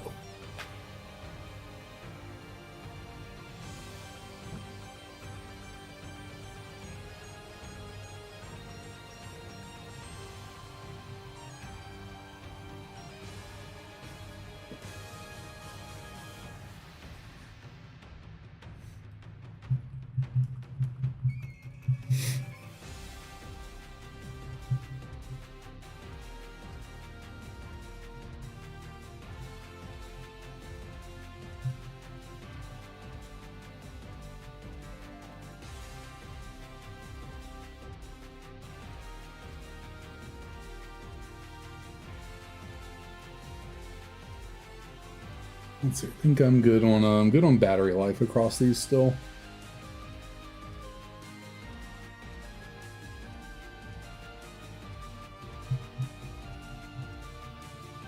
I mean, truthfully, I've only had 3. I mean, kind of like 4.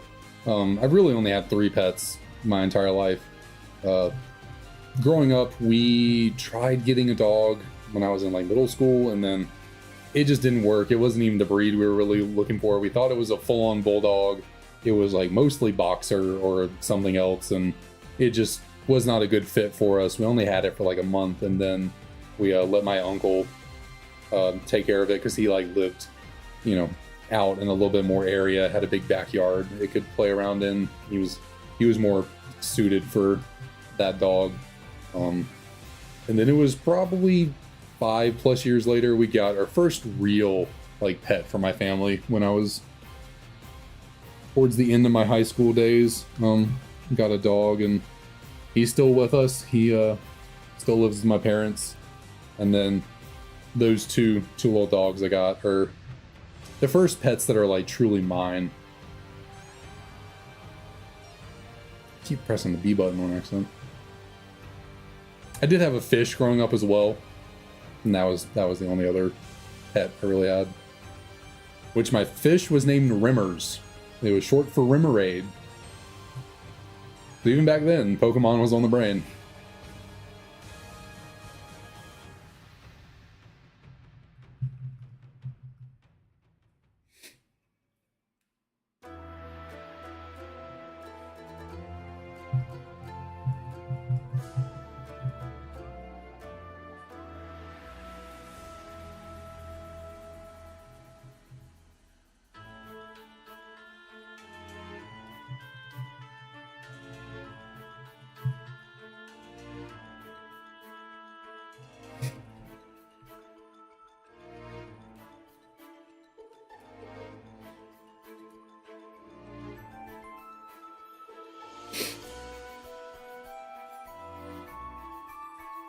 Oh, goodness.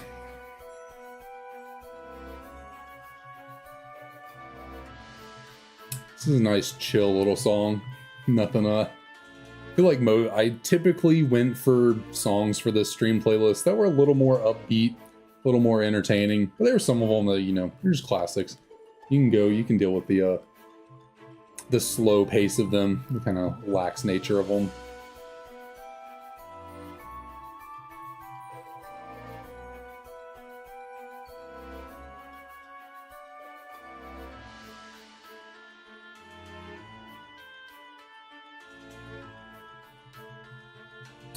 Yeah, cats can kind of be like that. Cats can be a little bit, I've never been much of a cat person. I don't dislike them by any means. I'm very allergic to them, so even if I was, like, you know, more aligned with cats as a person, I couldn't really have them anyways. I'm so allergic to them. But yeah, they're a little too independent for me. Like, you know, yeah, sometimes it's like the independency can be nice. They don't have to fully rely on you, but sometimes it's nice to have, you know, just a little guy that just loves you to death, no matter what. Anytime, anywhere, they're down for you and being your buddy.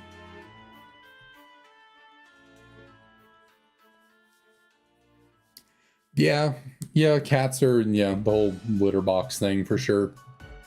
My family dog growing up, he was very well potty trained. We got my family dog from a military family when he was like 6 months old, and they had him well potty trained. He has been great his entire life. My dachshunds, not so much. They are. I've been trying so incredibly hard. They're good with peeing outside. They're very good at peeing outside. I've managed to get that. Managed to get the peeing across to them. I feel like I haven't done the resets in like 2 or 3 for some reason. I feel like I was forgetting. Maybe I've just so zoned into doing it that I don't realize I'm doing it.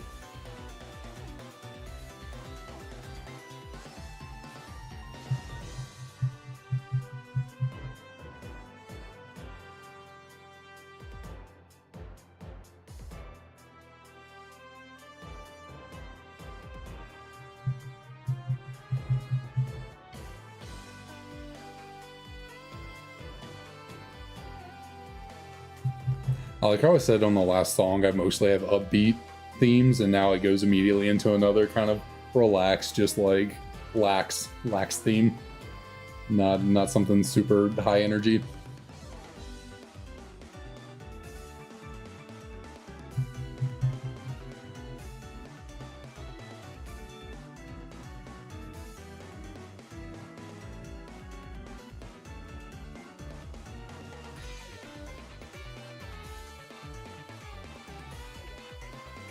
But I mean, it really depends on the dog. My older one, the bigger one, he's more like he's more about the action. Like he would actually, help out in a situation. Like if someone broke in or something, he'd actually be more inclined to like react and like try and ward off an intruder. I mean, he's 16 pounds. He's still tiny. He wouldn't do much, but I mean, he would try at least. He has the heart. My other dog, the golden one, he's he's a little just innocent, frightened little boy. He will not do anything. He will run away and hide.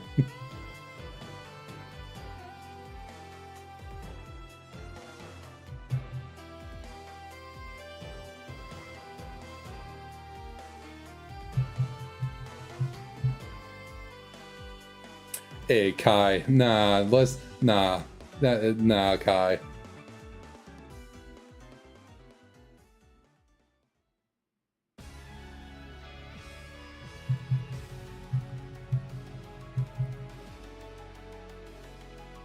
I know life can be hard, life can get you down, but it's worth pushing through. I've been through some low times in my life, and it's definitely worth pushing through and getting on to just taking it day by day. You'll get through it. Life has ups and downs, like a roller coaster. You'll be low sometimes, but things will get better.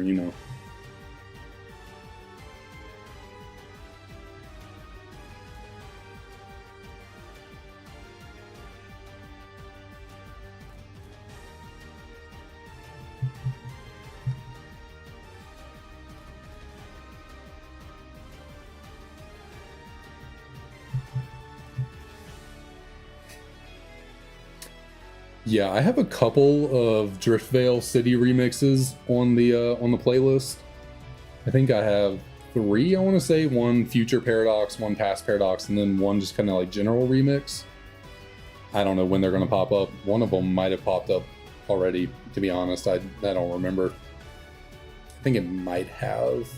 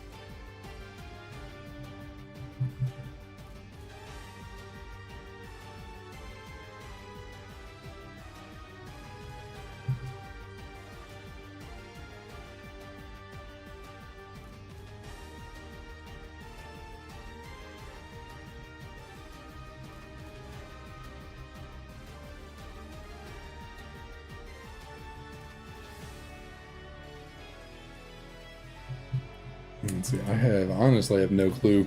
I think my playlist should last... How long did I stream last night? It like just ended. I didn't quite make it through the entire stream yesterday. Oops. How long was the playlist? A little over 3.5 hours, so I think I still have close to 2 hours worth of songs to go through before we loop. Hopefully I don't get copyright claimed again. That was kind of annoying. I woke up to that this morning. The stream last night was copyright claimed, and I'm pretty sure it was a false claim. I don't know. It was like, I'm using remixes from a channel that says, it's cool if you use these remixes, just credit them, which I do. If you go to the description, like the playlist is linked there as well as the link to their channel. So it wasn't from them though. They didn't copyright it. It was some other remix channel who I guess did a remix of the same song, and for some reason they were like, oh, that's mine. And it didn't sound like the person whose remixes I'm using pulled from theirs. But I don't know. I was just like, okay, whatever. I'll mute the the like minute 30 seconds that they copyright claimed, I was like, whatever, you know, I'll mute it and we'll just get that copyright taken off. Luckily it wasn't a strike, so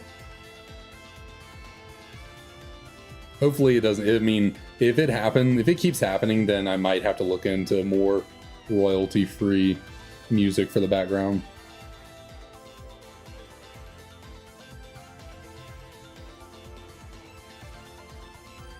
Because really, unless it's like the Pokemon company itself, like who can really copyright claim a Pokemon theme song? Like even if you do a remix of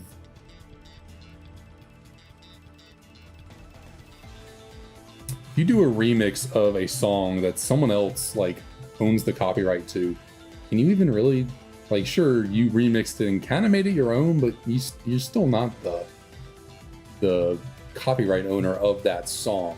So like, can you really claim something that you remixed? I don't know how copyright law works. I thought about fighting it and being like, nah, you can't claim this, that's nah, but I was just like, whatever, not worth my time.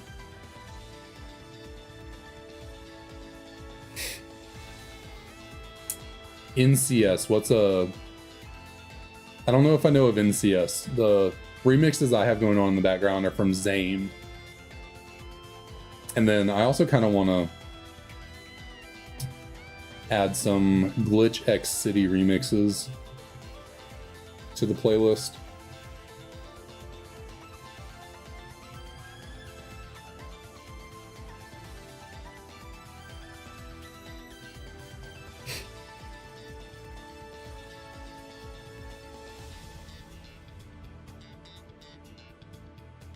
Oh, okay. I'll have to check them out. If I keep having issues with copyright claims, I'll have to go check out that channel.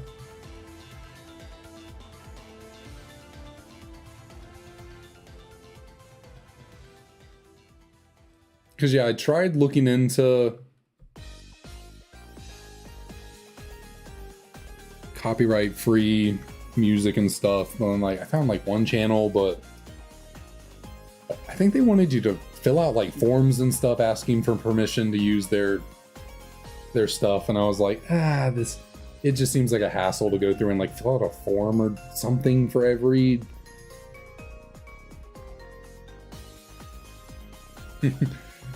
that's kind of funny. McDonald's are free music. Yeah, I'll have to check them out. In fact, so I don't forget, because I have a bad memory when I don't know what I'm saying here.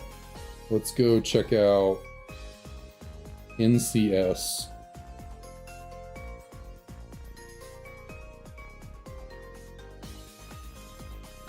I wonder, maybe this actually might have been the channel I was looking at that like felt like maybe it wasn't, maybe it was something else.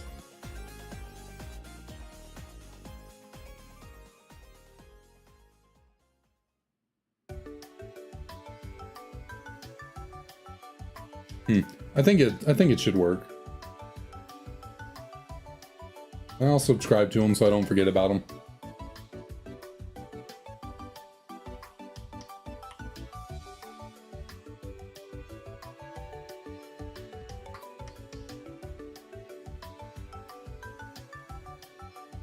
Okay.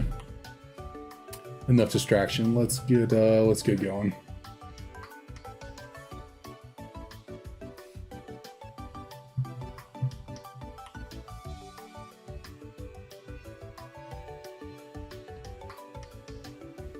I wonder as long as I like, maybe the way I'm doing it with Zame right now, where I tag their channel and then like put a link to a playlist in the description, maybe they'll be cool with like that as the credit given for music.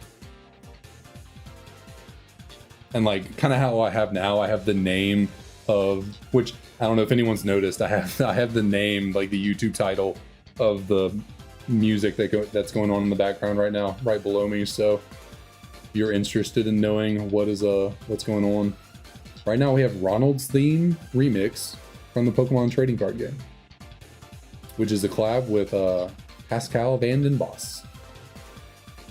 I actually just found this one today. I was like, yo, I like this. It's pretty fun.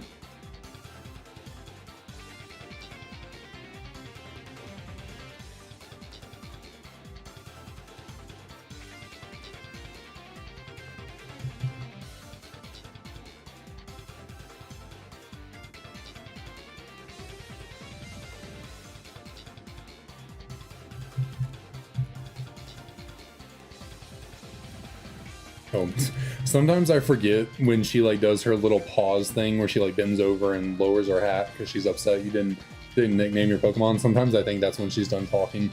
I start clicking Y. I'm like, why isn't the bag opening?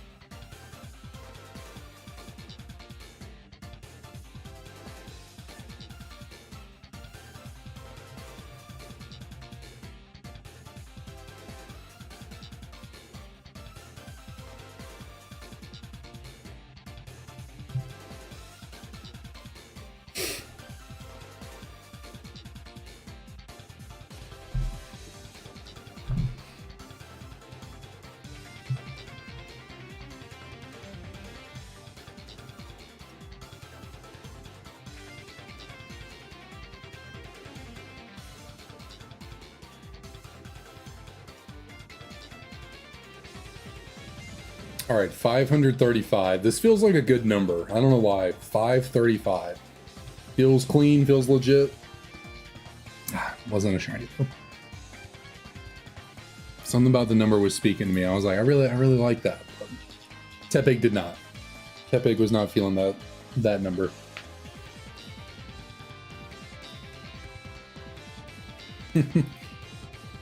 No, that is her dad. It is interesting that they decided to add him in as a character for this game. I'm pretty sure he wasn't in the original Black and White. You gotta wonder why they decided to add in a technically second professor. Is he really? Actually, is he a It's weird. I think he is the one, he evaluates your Pokedex too. Like they both do, him and her. I think he's the one that gives you the shiny charm when you complete the... No, Juniper gives it. I don't remember. I thought he gave you the shiny charm. Maybe he doesn't. For completing the Pokedex. I think Juniper gives you the oval charm or whatever for making eggs appear more frequently, but for some reason I thought maybe he was the one that gave you the shiny charm for completing the national dex.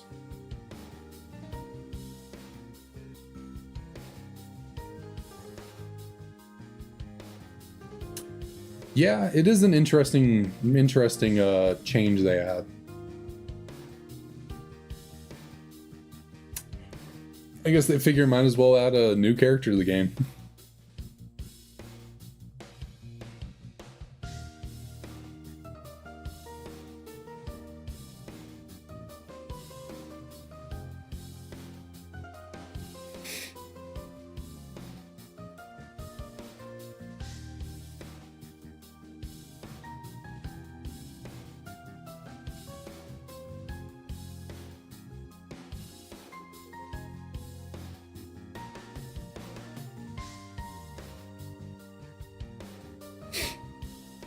Gotcha.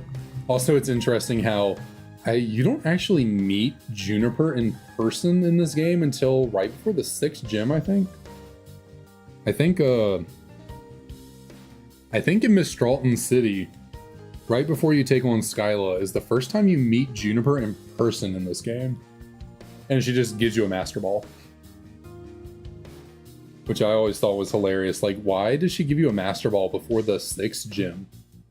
Of all the games, that's, I think, the earliest you get a Master Ball.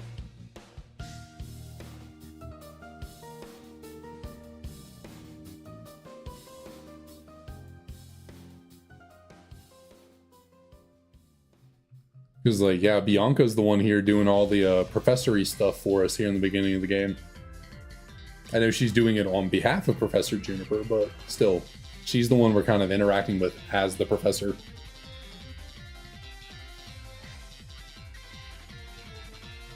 I guess she's got to take over the reins.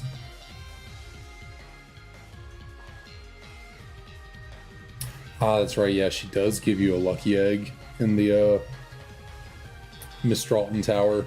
Forgot about that. It is a really clutch item.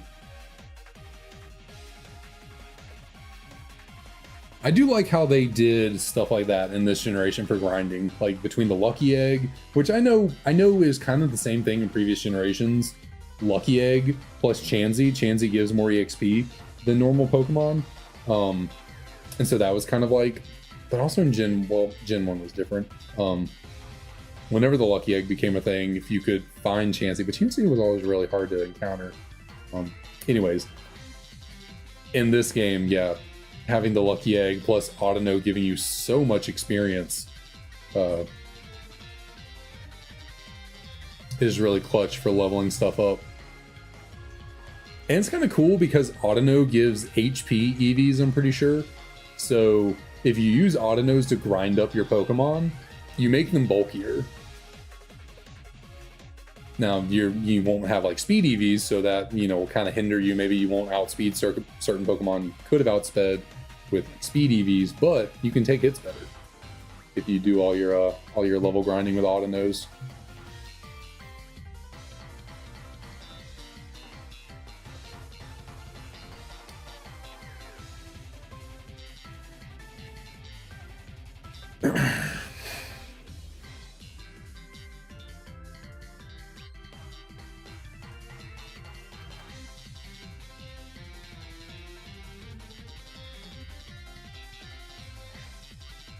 I guess this must be the battle friends. Is this when you battle? I guess you battle like Tierno and Shauna and Trevor in X and Y. I guess Serena and Callum have their own theme.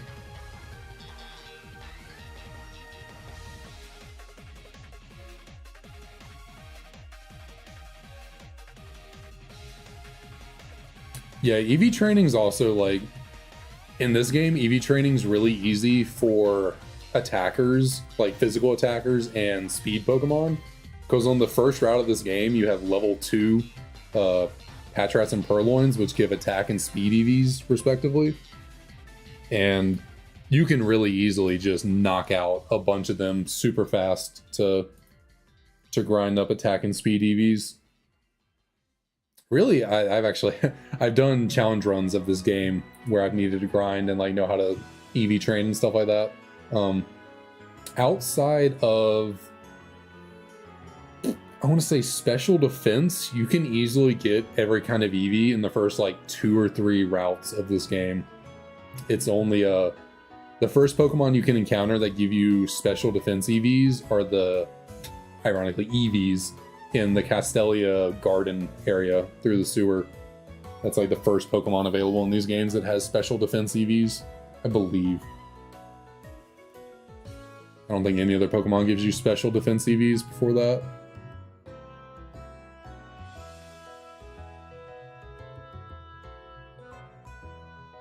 The Pokemon World Tournament is one of my favorite gimmicks ever done in Pokemon. I think they 100% need to bring it back for another generation. Like, we need another PWT for sure.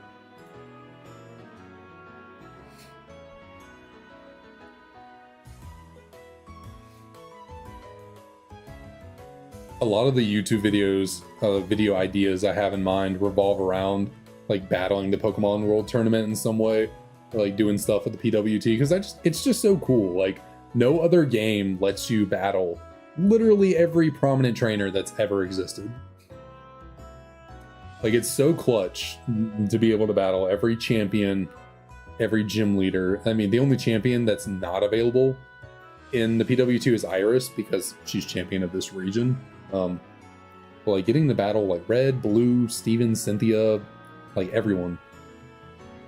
Even Alder is available, and it's just like, I love it so much. PWT is so cool.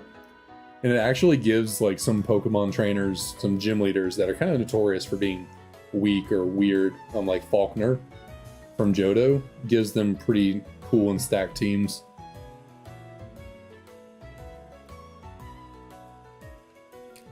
I think there was a special PWT event that you could unlock where Faulkner has a Lugia.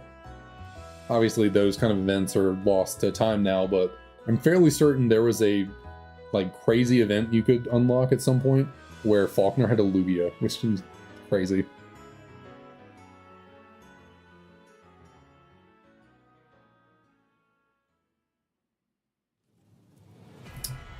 Yeah. If you could actually get to the Frillish, then yeah, they would have Spadef, but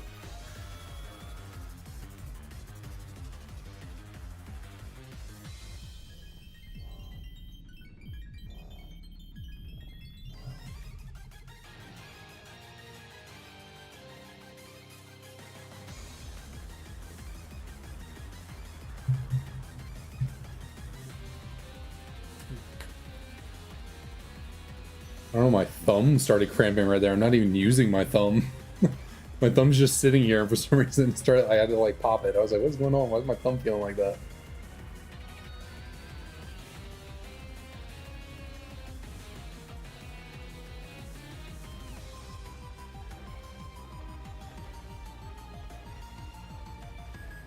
Oh, 551. I can't believe I'm only halfway to 1,000. That's crazy. Like 1,000. 1,000 is still really good under odds, and we're only halfway to that. This is wild.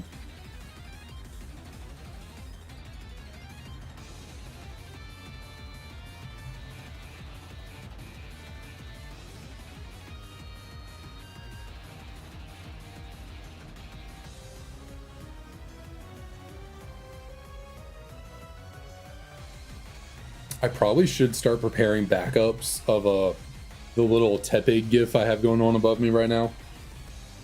I need to probably prepare some new ones just in case, like, if I get a Tepig right now, we move on. Which, honestly, if I got a Tepig right now, I'd just end the stream. But, like, you know, presumably we won't get Tepig right now. I need to start preparing other Pokemon to put up there, so that we can move on and go to other hunts and have our friends with us.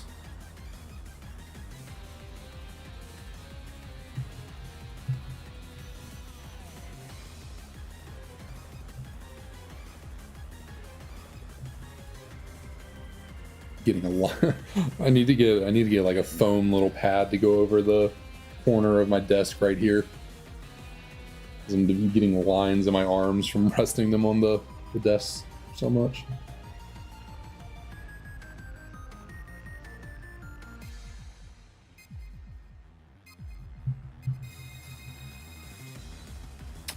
Yeah, true. I was considering watching a super, like, putting on some kind of anime in the background to watch that's like super long, either One Piece or Pokemon. Kind of give myself some entertainment while doing the streams, but I don't know if I could like manage talking to chat, watching a TV show, and doing the resets. That would just be a lot to keep track of. But I could probably 100% watch all of One Piece before I even probably get halfway through this challenge. I could probably watch all of One Piece. Shoot, I might could watch all of One Piece and all of Pokemon by the time I finish this challenge.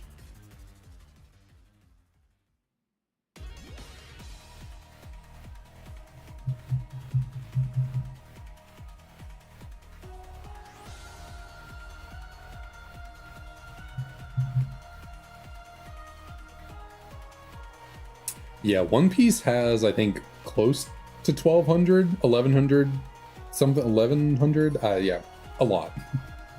way too many. I think the longest anime I've watched is Fairy Tail, which is like 400 something.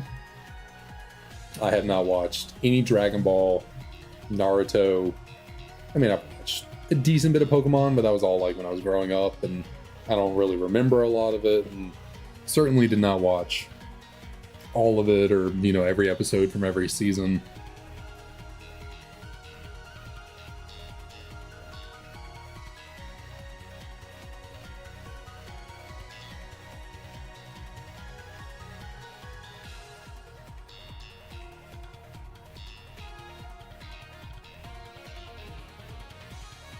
Ooh. Heck.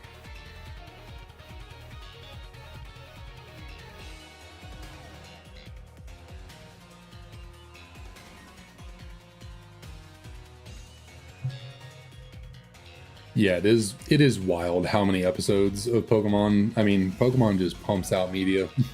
There's a reason why they're the biggest media franchise of all time. They know how to create content. Like, they know how to... It should really... I'm sorry, talking to myself right there. They know how to pump out content for sure.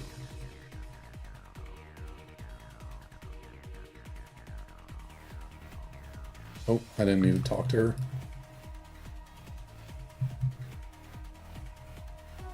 All right, what do we got? Nothing there.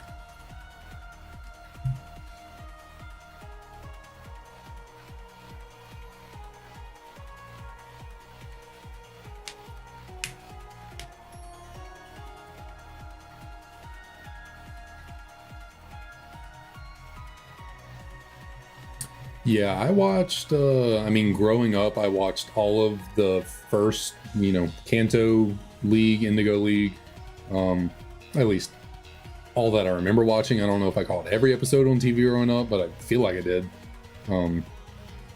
All the Indigo League. I think I watched all of the Orange Island part of the series.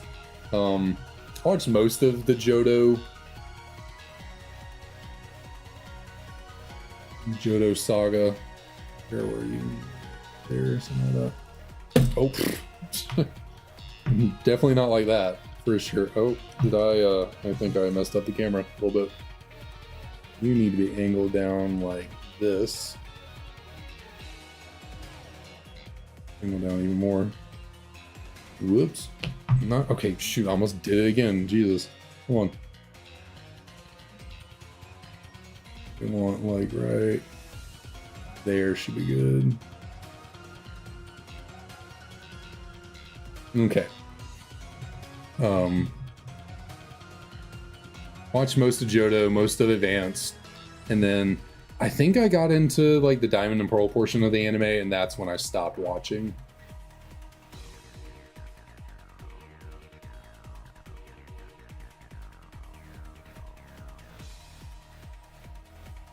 I feel like I made the Tepigs even harder to see down there.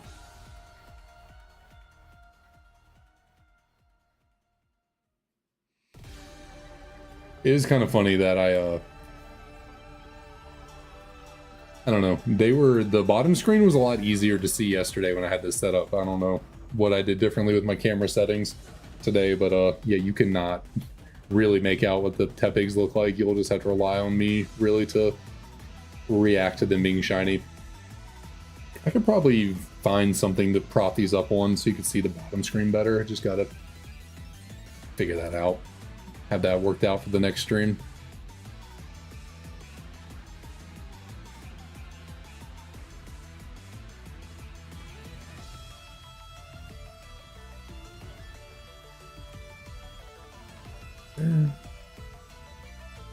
Is there like oh, that thing that's on my monitor? Okay, never mind.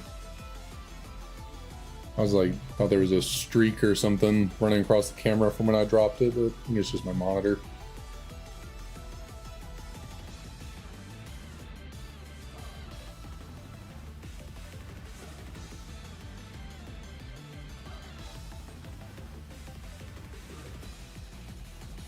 Oh, not what I meant to do there.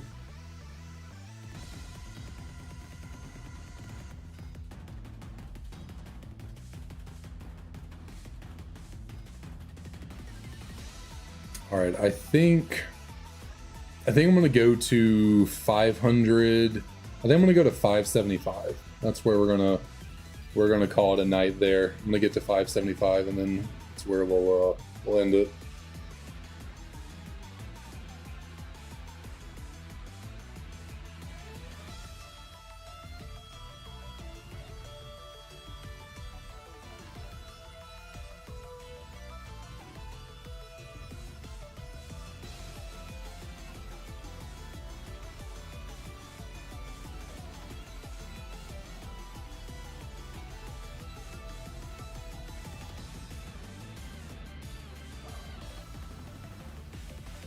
Oh yeah, I forgot about these like custom Paradox Pokemon themes that the Zame made. Iron Radiance. You got Paradox Ho-Oh.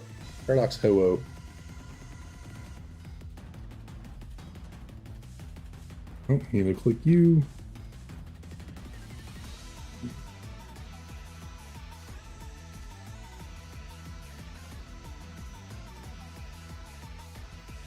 Yeah, I mean, I definitely hope I get this thing fast.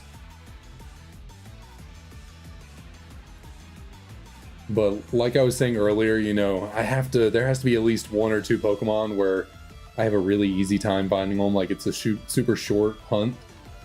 Kind of in the same vein though, like there's unfortunately just going to have to be a Pokemon where like I'm double over odds. Like unfortunately, like there's there's almost certainly going to be a Pokemon where it's like I'm 16,000 encounters in and it's like, oh my god, I can't find this damn thing. So yeah, that's all right.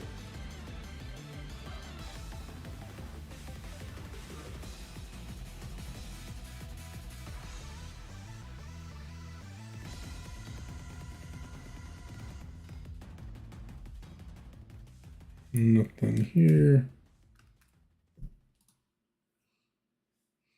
I'm really surprised this DS over here on the left is holding up so well on its battery life.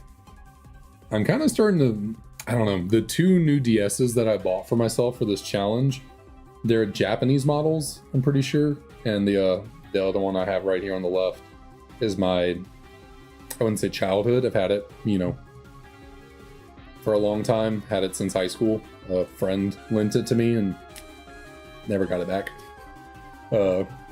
It's an English one, and I think either the battery life in the English ones is just a lot better, or I don't know, something's weird about the batteries with these Japanese ones. They're the only ones that have had, like, you know, red lights where they're dying. English one has stood strong for a whole stream.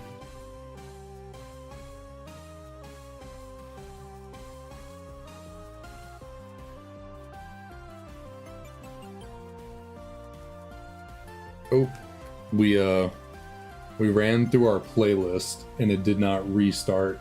So what I'm gonna do here, I'm gonna pause that. I don't want to play anyone's song and not have it properly.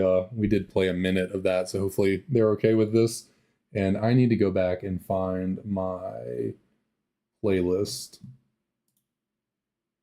So it's gonna look a little weird down there for a second. We just gotta go grab this right here. And there we go. Okay. I saw the title of that music and I was like, yo, that is not something I have in the playlist currently, so let's pull everything back up that I had. There we go. Did I count my encounters? I don't remember. Oh well. Yeah, hopefully that 1 minute of playing someone else's song is they chill.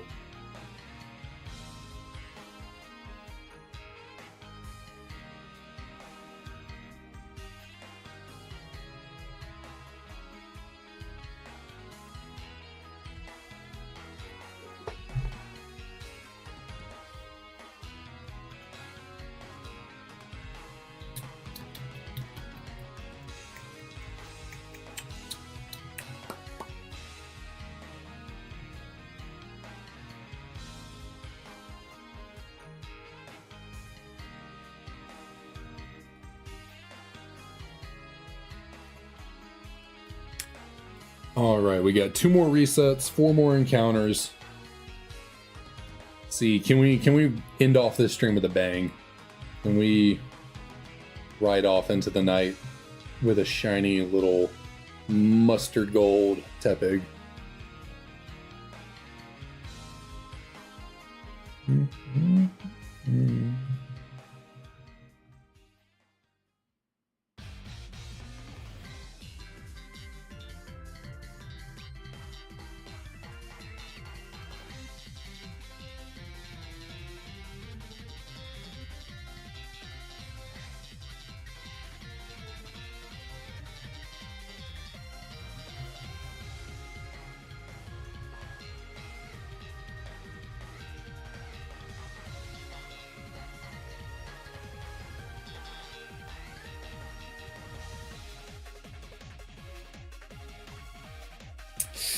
That's a no on the first two.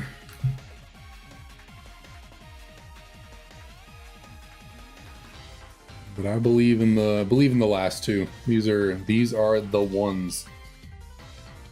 575. That's just a clean number, you know. Just a real clean number. I guess when we got to 555, I didn't really say anything about it. I kind of glazed over that one. Didn't really acknowledge that we were there, but that's okay. It clearly wasn't the number. It wasn't, you know, wasn't the number we needed. We need 575. And you know what? We'll do the whole checking one at a time up on screen.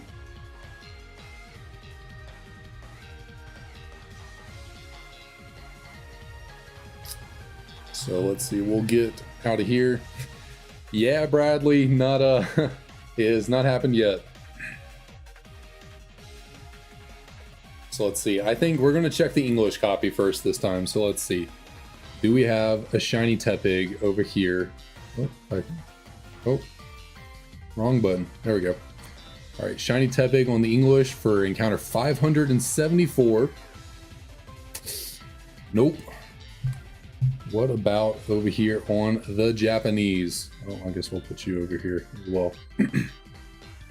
Come on, give me the shiny. Come on, we can do it. It'll happen one day. It'll happen one day. I don't know. I'm trying to move them back into place. Yeah, thanks to everyone for coming out for the stream tonight. This was a great stream. I think we did really well. We are now on 575. Don't want to forget that. I will start closing out everything and just, yeah. I will see y'all probably on Sunday, most likely. I don't think I'll have time to stream tomorrow, but Sunday for sure. Yeah, true. You know, tweak the settings enough, and I can make anything a shiny. So we'll get it out of TikTok, and yeah, I will see y'all next time. Thanks for stopping by.